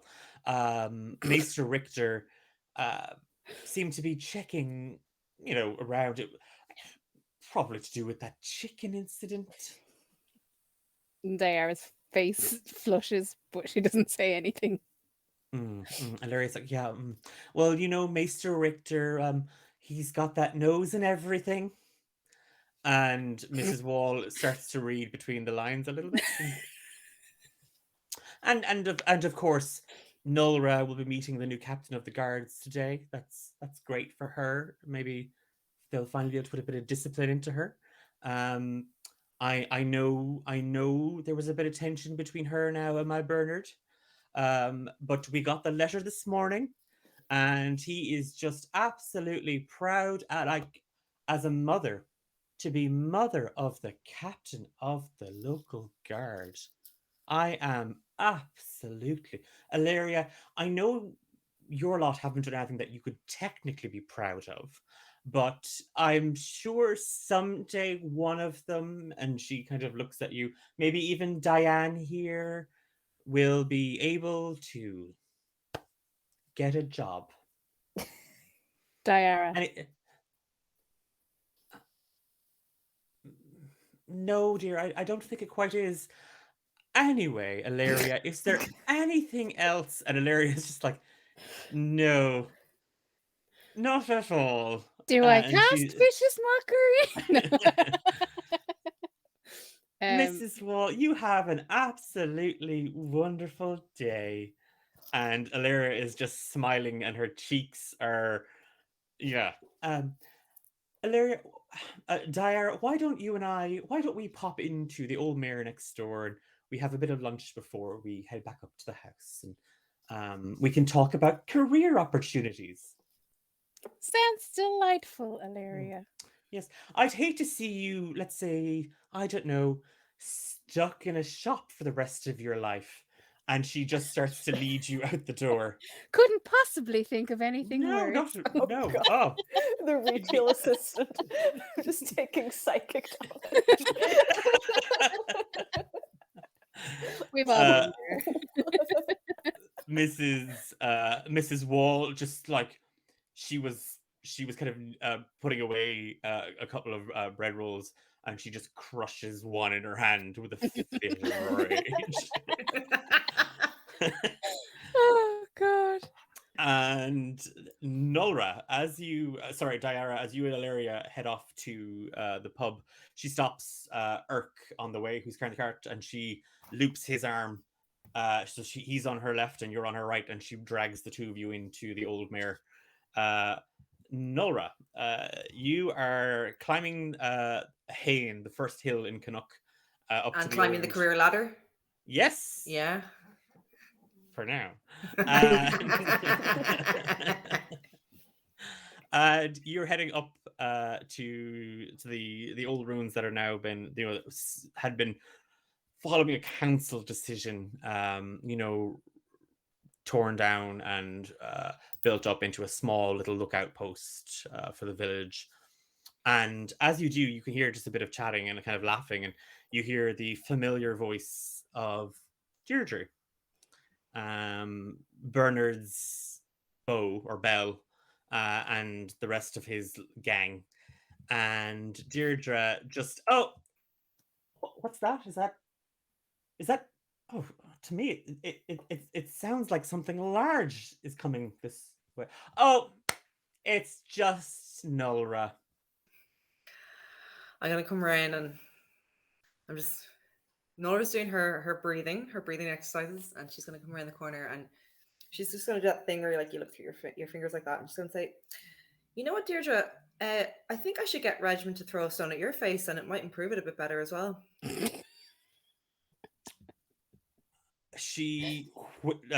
Deirdre just whips right around, and as she does, she has her sandy blonde hair tied into a fishtail braid, and it just kind of whips around with her. And she has a very, very pale complexion. She's about 5'8", 5'9", and quite broad, quite muscular, and she's quite red in the face, and you see she's kind of like a little bit of froth at the mouth. That's not funny, Nolra. Oh, I think it's very That funny. oafish brother of yours, almost took out Bernie's eye. Oh, that would have been an improvement as well. So maybe I should get him to aim better next time. I'll tell him that. You better start showing some respect, Nolra. For who? For you? For the new captain of the guards. And who would that be? And she's looking at the others, and they all kind of look back at her, and they're all kind of like, Bernie, you half-wit. Nora just starts laughing because it's not him. Yeah, it is. He got the letter this morning. Yeah, I'm sure. Good joke, Deirdre. Did you get a letter this morning? No, I just came up here to get the news in person. Oh, well, commiserations then. Maybe they just thought you were too big for the position. Again, Nora's just gonna. Oh, she's gonna just shove that down. She's making a little ulcer for herself down there. She's just gonna. She's gonna bite back a little bit. She's gonna go. That's a "Ah, ah." height. That was a height joke, by the way, not a fat joke. And I'm gonna just say, well, I'll find out for myself. Thanks, Deirdre. And I'm just gonna barrel past her and shoulder check her. Okay, give me a strength check. Again, opposing if you're trying to lamb into her because. Oh, I want her on her ass. Okay. 12 for me. Dirty 20 for Deirdre. No. You shoulder into her, and immediately she braces herself. She knows you. You've scuffled, since you were kids. And as you just kind of hard shoulder in, she braces and then sweeps the leg, and you go down hard in front of her, like you hit the ground. Oops. Oh wow, you've actually learned something, as I say on my back, looking up at her. It would be it's a bit awkward, one of the local guards isn't able to even stand upright. Is there anything you're good at, Nolra, other than lying on your back? Can I reach a hand up and try and go for that fishtail braid to pull myself back up? Yeah. Give me an unarmed strike because you are making an attack on her this time around. Woohoo! I have to do maths. 23. Yeah. You grab and yank and you pull yourself up and she lets out a scream. She full on hollers. And as you kind of pull, her head goes down. You just hear what in absolute blazes hell is going on here? Private Nolra, is there a reason you're assaulting a fellow officer? Oh, just practicing, sir. Just practicing. I quite like the sound of that, I do. And coming round the corner in a shiny new coat and hat with a circular badge, a scar over his right eye, you see Bernard Wall. So I would obviously recognize this badge as captain. Yeah. Yes. Oh, okay. Noller's gonna. Her nails are digging into her palms right now, but she's gonna put on a good face and say, "Oh wow, Bernard, that badge suits you, doesn't it? Round and shiny." But I can't stop looking at this. I know.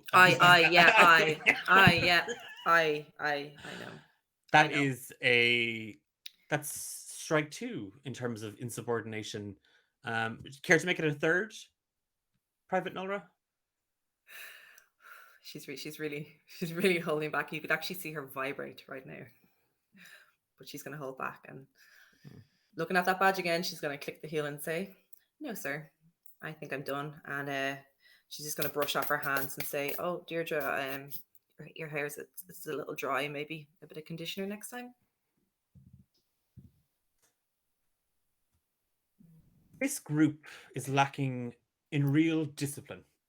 I've noticed this, and I don't want to point fingers. So I think the best thing we could do right now as a team, right before lunch, 10-mile hike around the village. I'm gone. She's gone. Nora's first. The others all go to run as well. And then they slow to a stop as you continue running, and they walk back up the hill. And Nolra, you go off on your hike of a run. Do I notice that they're not following me? Give me a perception check. 13. You do. But Bernard claps eyes on you as well. And the rest of you can stay here for. We're going to be discussing team drills and defense strategies.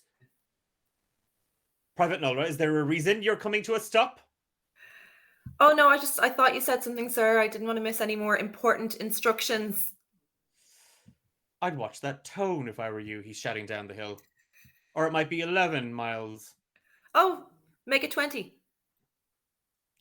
20 it is then. Off you pop. See you in a few minutes. Now I know how Regiment feels. And as you take off on your 20-mile run around the village, we cut to Regiment, and you have been hard at work this morning. I'm gonna be honest with you all. I do not know what. I mean, I know there's stone and chiseling and hammering away at stone in the masonry. You're making teapots, okay? That's it's a ceramics workshop. Okay. You're doing Ghost. Constantly reenacting it. Me and Bulgar. Yeah. You're the Demi Moore. He's the Patrick Swayze. He has to be, otherwise you won't get your hands around him. As somebody who's playing a character who works in a masonry, I also do not know anything about masonry. Ben from Homebrew says masons make jars. No, that's a mason jar. That's different. No, you do that. No, you make mason jars out of stone. Okay, they're not great. They're not great for those BuzzFeed videos, but and you never know what's inside them. But whatever. I'm pretty sure they're just like builders, right? Like, as in, overpaid Stonework and contractors. stuff like that. Yeah.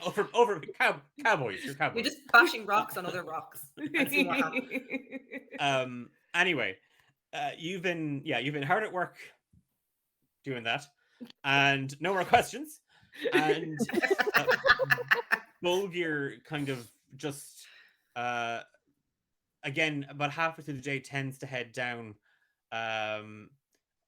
towards he starts to make his way back to the old quarry, again drawing the cart with him, and the other masons, the other builders inside that you work with just kind of both look at you and look at each other. Well, Jacob, Arid, Regiment, lunch. Yeah. And Arid takes a seat at an overturned barrel, dusts off a small table, sending kind of dust and kind of chipstone and debris off of it, as Jacob pulls up a small leather bag and starts to take out little jars, mason jars that you make here in the masonry, out onto the table, and just starts setting it with various kind of dried and cured meats, some pickled vegetables, and bread. And Arid just kind of looks at him and just for the record, Arid and Jacob are both masons that work for Bulgir. Arid is a Goliath with tinted. It's grey tinted with kind of almost a purple hue skin, and a long kind of snow white mohawk that droops into a flowing kind of mullet thing on his back. It's not particularly fashionable. He is covered in scars. His hands are like leather in terms of the calluses. He's worked every day of his life.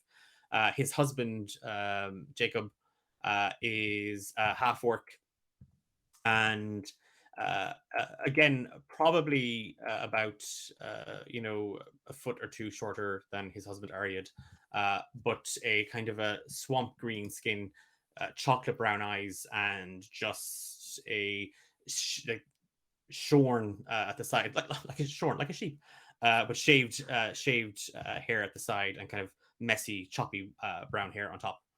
And Arid kicks the stool out for you. So what do you think your chances are? I mean, I was saying to Jacob last night that you are going to enter the tournament again. you know, I mean, I mean, do you think I shouldn't? Like, is there any reason why you think I shouldn't? Like, or well, look, far be it, look, Regiment, far be it from me. You are, you have some skills on you. correct? You are a heck of a fighter and a heck of a Absolutely. mason jar maker. Jacob kind of like looks down and just like takes a bite of the bread roll stuffed with like loads of bits and pieces. Is not going to say anything right now. So Jacob, it's more a case of, well, last year when your sister kicked your absolute ass in front of the entire village. We kind of we had a bit of a deal, like, as in, I let her, because she was going through some rough stuff, and I I'm and he's getting a bit flustered. So, No, Regiment. That is so sound of you. Yeah. Like, No, definitely. look. If your sister ever needs to talk to, well, another Goliath, she can come to you. Tell her you tell her she can come and she can talk to me. I absolutely will. She really respects me and what I say. So I think if I suggest that she talks to another Goliath, she'd be really take that on board. Absolutely. See, Jacob, this is exactly what I was saying to you. Jacob seems to think that you're somehow emasculated by Nulra and that you overcompensate in a lot of what you do. And really not that true. bleeds into your personality. And this is exactly what I was saying, Regiment. This is, of course not. You just exude masculinity and you're quite confident in your skills. It's just a natural masculinity I have. And Ara just slaps Jacob on the side and he's like, see? It just I can't help it. It just comes out. It just comes out. You know what I mean? Yeah. See, it's just ever since the wedding, like I didn't see it. Jacob said he saw you crying when we were exchanging vows. Which I look. I mean, look, if it happened, it happened. Look, men should cry. Real men cry. Natural. I don't think that. I don't think that. I was saying it to Jacob. Jacob is still wolfing down this sandwich. Not saying a word, just kind of like shaking his head and looking to the ground. I said the exact same thing. This toxic notions that he has, and I'm working on him. He's like a piece of stone, and I'm just chiseling away at all that. And I fully understand how to chisel stone. Yes, but yeah, no, like I was saying, I'm so comfortable in my masculinity. Do you know what I mean? That I can be emotional when my friends get married, whereas Jacob here clearly isn't. And I think he might be the one that's being emasculated by a fucking Goliath, huh? Sorry, cursing. Sorry. Jacob just like swallows like a lump of the sandwich. And it's right. Well, Regiment, good luck in the fight tomorrow. My money is going to be on Nulra, and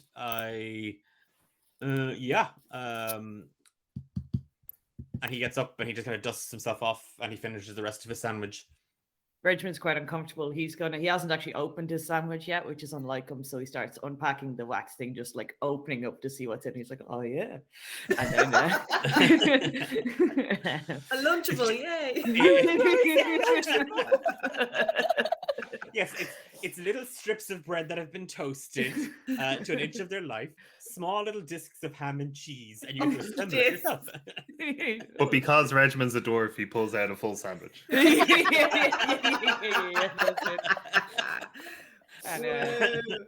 And a mason jar, which he's really hoping that the hipsters will buy to put little fairy lights in, because that's what he lives for.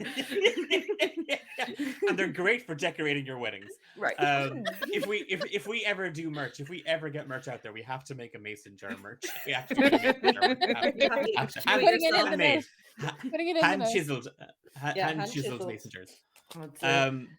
as they get back to work, and Nulra is 3 miles into her hike around the village, and Diara is sitting there, Alaria between her and Urk, and Diara, give me an insight check, Oh, good Jesus.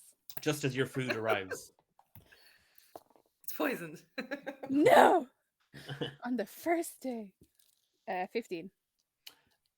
It's not even. She's not even being subtle. You get the distinct impression that Alaria is trying to set you up with Urk. Oh, The half Urk. It's she's just bigging you up. She just as the food arrives and Urk kind of like takes his plate and starts to talk to the barmaid. She just leans in and she's like, "How am I doing as your wingman?" terribly. This is awful. Well, this is the boy that you like, though, isn't it? Tiara just blanches. What are you talking about? Oh, I'll tell you later. And she just turns back to Urk. So Diara just has a fantastic singing voice, Urk, and I'm hoping that tomorrow after the dinner and before the villagers kick those lumps out of each other, my children included, maybe she will be able to regale us with a song. What do you say, Diara? No. I'm sure Urk would love to hear you sing, wouldn't he, Urk? And she just kind of drifts her head towards Urk, and Urk is just like, Oh. Beautiful. Love it. Diara's like absolutely mortified and is just like staring apologetically at Urk. The lunch continues on much the same way, but we're going to cut to Mooney. Mooney, while Umbra is feeding his cats, do you want to make me a nature check to see if or survival, whichever one of those you'd rather Survival or work for? nature? And he's back. Where's my nature? Oh my god. I'll do nature because it's intelligence based. And Oh no. natural one. Oh. Oh no. Welcome. Yeah, Okay. it's a one. It's a one. Is that a sheep or a bush? Oh my god. Okay. You Dave is dead. Mooney, you start to you've made your way over, through the fence or over the fence and into the orchard, and Alaware was kind of pointing at where where she'd found that tuft of wool, and you make your way there, and you can kind of see a little path that Dave had walked, and he heads north, and as you make your way, sorry, I just noticed there that Homebrew Show has just said that it's going to take you about 3+ hours to complete that 20-mile run. Did you see my reply there? Nope, I'm just going to ignore it. But Mooney, you've started to notice, like, you've moved out of the orchard and you're now into the woods, and you passed through some brambles and a little bit of thistles and stuff like that, but you start to kind of scratch a little bit, like your skin feels a little bit prickly, and as you look down you see that there are a load of little red bumps, and they're quite sore, and you take 2 poison damage as you have stumbled through a thicket of poison oak. Who else sang the TikTok song? Okay. Oh dear. Oh, Minnie's upset. Minnie's gonna be sad. Oh. She's hurt and lost. You're so mean, Declan. I didn't do it. The dice did it. Okay, who had 2 hours for the first player crying? Minnie's going to Chat, who's won? Minnie's going to go into her bag and she's going to put her shoes on because this is not good. Okay. Oh. As you put your boots on and you're a little bit, cross at the world, and and your skin does it does itch, and it's annoying. Like it's kind of your arms and again, even around like your hoofs, where it's all kind of like you can't really even kind of scratch properly. It's like it's almost like a kind of a phantom itch or a phantom scratch that you have. You hear like kind of a coming from a bush in front of you. Dave? Are you Dave? Dave, we shouldn't be out here. We should really go back. The bush rustles. Minnie's gonna look around. Is there like a stick? Yeah, there's a kind of a small, well, a thin wispy branch that has, the leaves have fallen off it and stuff. That it seems to have just fallen from the tree. She's gonna take the branch because she doesn't want to go back into the poison ivy, and she's not gonna prod the bush because she doesn't want to stab what she assumes is Dave in there, but she's just gonna rustle it a little bit. Okay. Dave, we should really go before any more boars come out. You know what happened last time. It's just from Dave? behind the bush, Dave? and then you hear a scratching, but the rustling has stopped in the bush. Now there's just a scratching sound. Frankie said it was gonna be a good day, Dave. You don't hear Dave bleat or respond back to you. Can Minnie make an intelligence roll and see if she's figured it out? This might not be Dave. Based purely on the fact that it hissed at you. Yeah, it's not You've never known a sheep to hiss. They can growl, I think, but it's never hissed at you. Minnie's gonna walk away very slowly. As you take a step back, the hissing stops, and then there's now just kind of a Oh God. I want to know what that is. Minnie doesn't. So Minnie's not going to turn her back on it. She's just going to keep her eye out on that particular little hedge and slowly back away.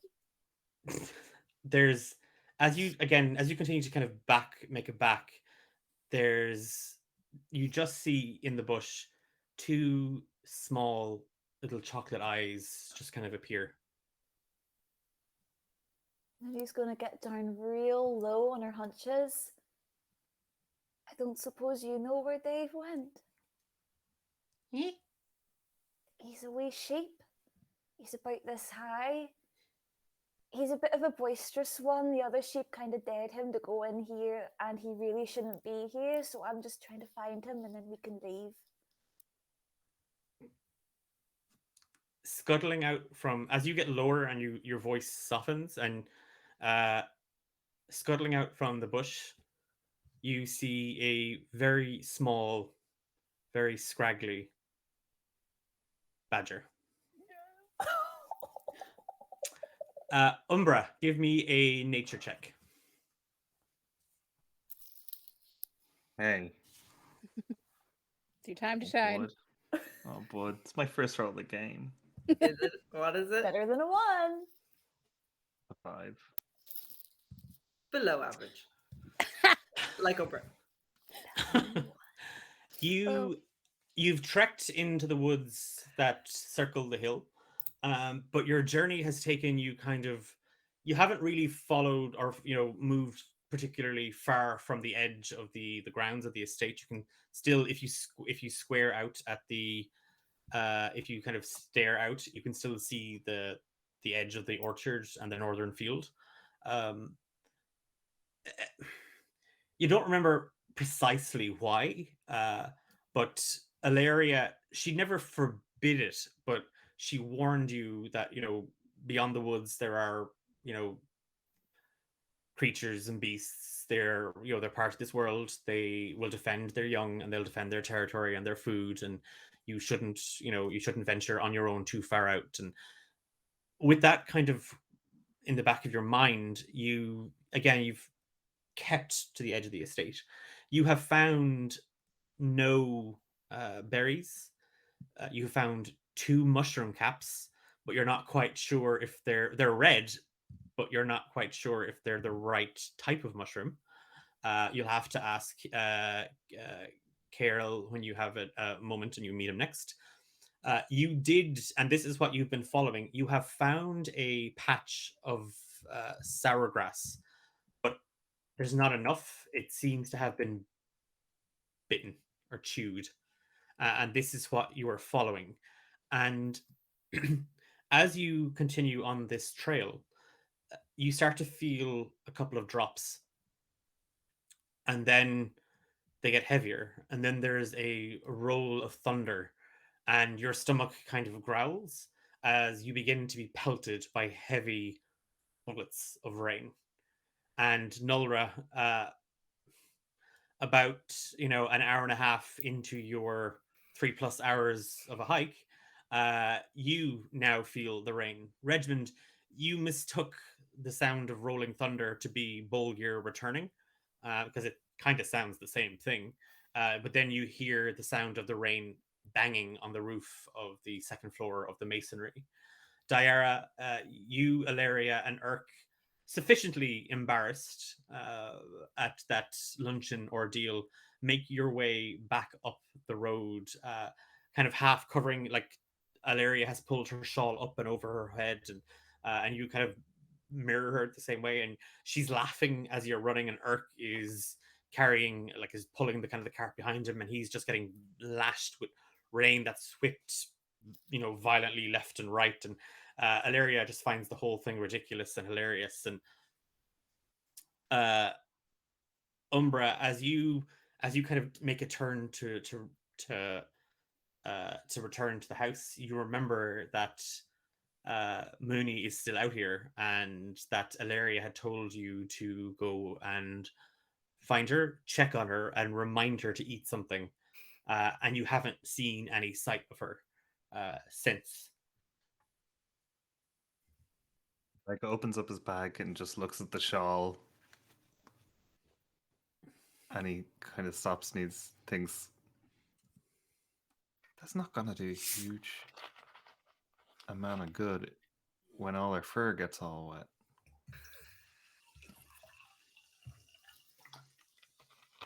He like hangs his head and starts making a poor attempt at a sheep call rather than just calling her directly. We're gonna Okay, hear that. and what does that sound like, please, James? Sorry. Okay, I'm gonna need to now know what keep that in is. mind. I want to be like, put me in the fantasy. Put me in. I want you to close your Yeah. eyes. I want Yeah, everyone to yeah, close yeah. their eyes. Yeah. Chat, I want you to close your eyes. Okay. Remember, canonically, a bad sheep call. Wait a minute.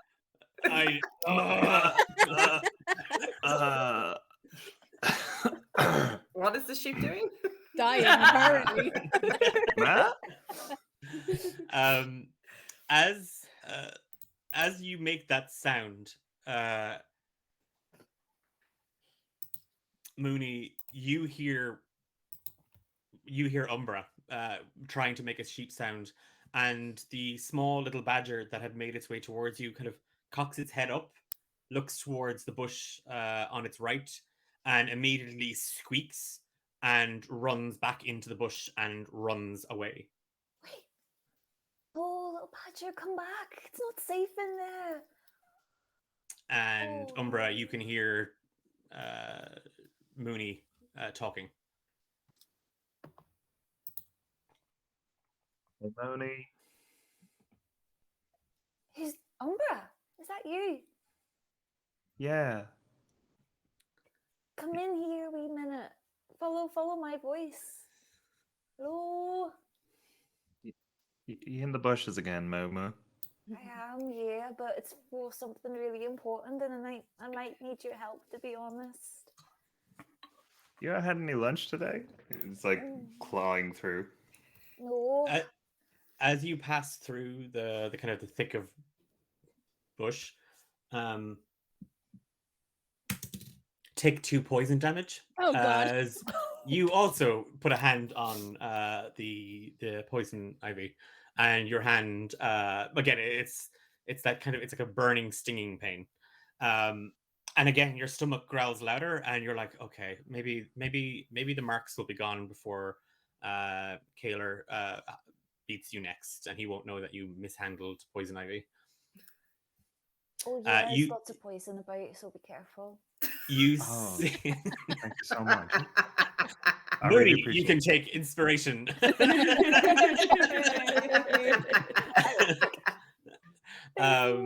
And as you pass through hand stinging, and now wounded mortally by Mooney's remark, you see Mooney crouched down on her hands and knees, sinking into the ground. Like the ground here, with all the rain pouring down and it pouring so heavily, the forest floor is already wet. Now it's just getting waterlogged. So when you said this was important, Okay, do you know Dave? of course I know Dave. Alright, Everybody so knows Dave. He's a great guy. I know he is. He's really good crack, but that's pretty much sort of the problem that we've got here. The other sheep kind of dared him to go into the woods, and of course, you know, he's always up for it, so he did. He went into the woods, and you know what happened? You know, the last time we went into the woods those years ago. So I am just sort of looking around for him to see if I can get him back before anything bad happens, but I don't know where he is, Umbra. Like, I don't have his trail. And Okay. I found a little badger, and that was kind of cool, but he sort of ran off, but...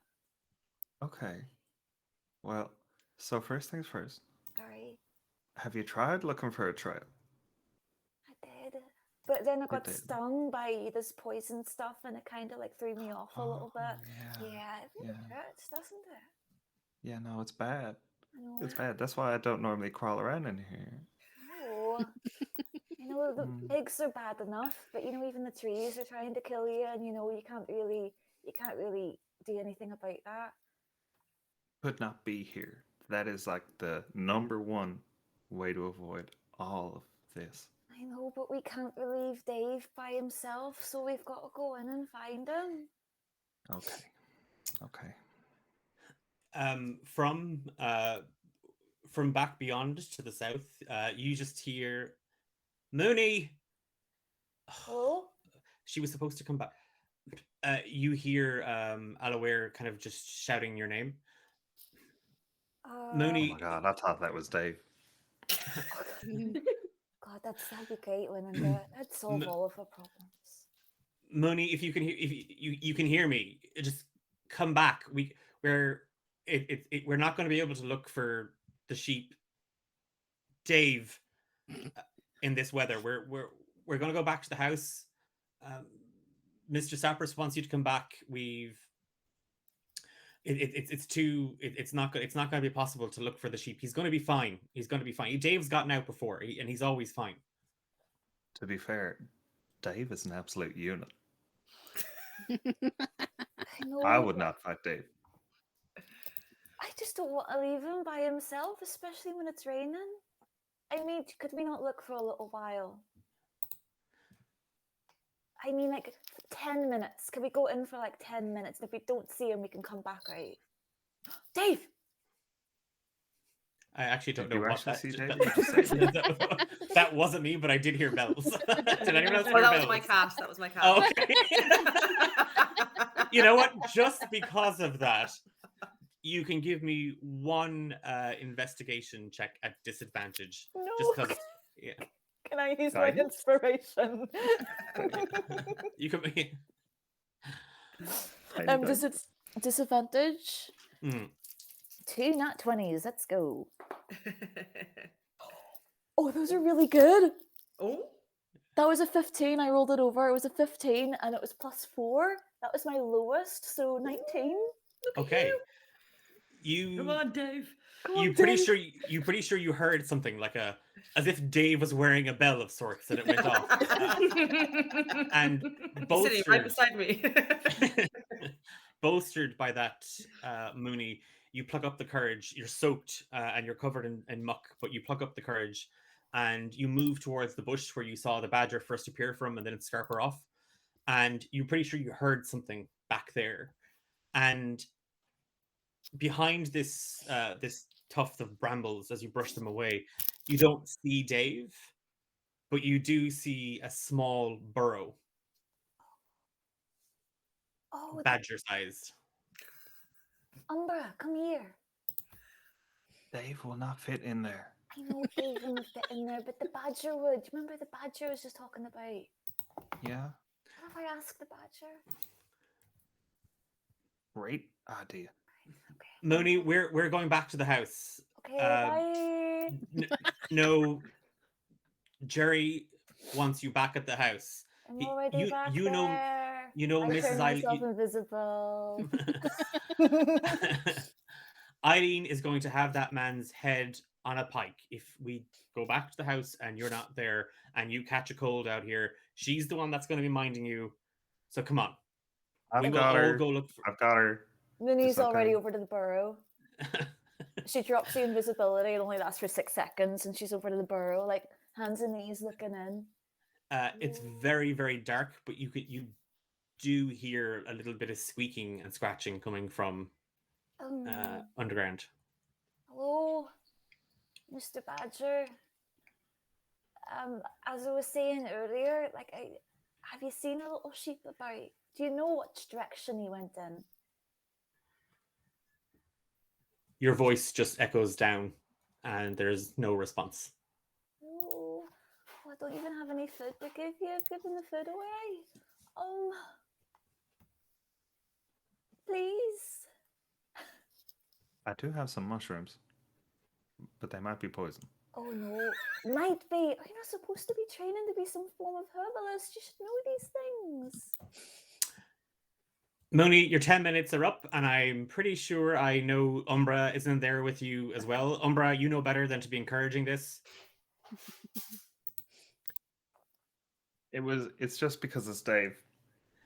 Yes, and as we all know, Dave is a unit, and Dave will be fine. Now, it's going to get dark. I'm drowning. I'm literally soaked to the bone, and I would like to get inside. I would like to have some of Eileen's stew, and I would like to get warm, and then I would like to go home. Then he's gonna Better look down the go. hole and see that the badger's not gonna come up and help, and she's just gonna sniff and stand up and go back.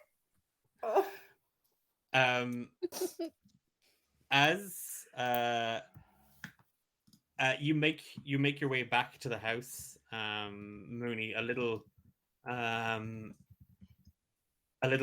disheartened, a little upset, but you get in and you see that it's much later in the day than you had imagined. Nolra and Regmund have returned with the children, all of whom got absolutely soaked on the way home. Most of whom are running around now in their nightgowns and night dresses, just making an absolute holy show of themselves. They're all pretending to do their best impression of Maester Richter, Including me and Regiment Wright. Yes, yeah. You're not helping the scenario either. And as you get there, Eileen unfortunately is serving lamb stew. Look, that's what I wrote before all this happened. And It's not I'm Dave, so- don't worry. it's not Dave. It might be Dave. It might we be don't know Dave. that. It wouldn't be Dave. Dave wouldn't have that. Dave wouldn't have that. Dave wouldn't allow that to happen. Too much of a Um, unit. It's too much of a unit. Yeah. How we measure our Going in the sheep. notes. The evening kind of rolls on, and it's the heat from the fire, the comfort of the blanket around you. The kids have all kind of gone to bed. Eileen and Jerry have bid farewell, and it's just Yi and Valeria in the living room. Now that it's been returned from the children's lesson room, it's now the living room once again, and you're all bundled on your favorite couch or on the rug in front of the large fireplace, reading, talking, and a few people are talking about, Nolra's talking about the tournament coming up tomorrow, eyeing Regmund, occasionally cracking her fingers, and Ilaria is half picking at a scone, and night rolls in and you retire. And as we bring the first episode of Rise of the Forsaken to a close, we cut away to later in the night, and out beyond the boundaries of the estate, past the orchard and into the woods, the sound of heavy, fat raindrops plummeting, crashing, dripping from branch and leaf to the forest floor below, and just popping and exploding echoes all around. And in the dark, a small, wet sheep bleats lonely, shuddering and frightened. From the shadows, it senses something watching it. A single yellow eye fixed. And as Dave the sheep turns, underfoot or under hoof, a twig snaps.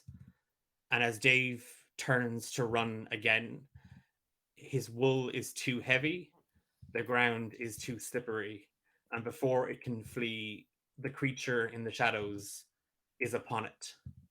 And Dave's final words and bleats are caught in its throat as he dies. Oh no! And thank you so sorry, and I've got up in energy again.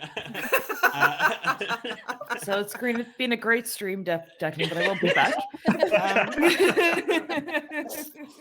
I will never be eating mutton again. Thank you all so much. I need to change this to a Y.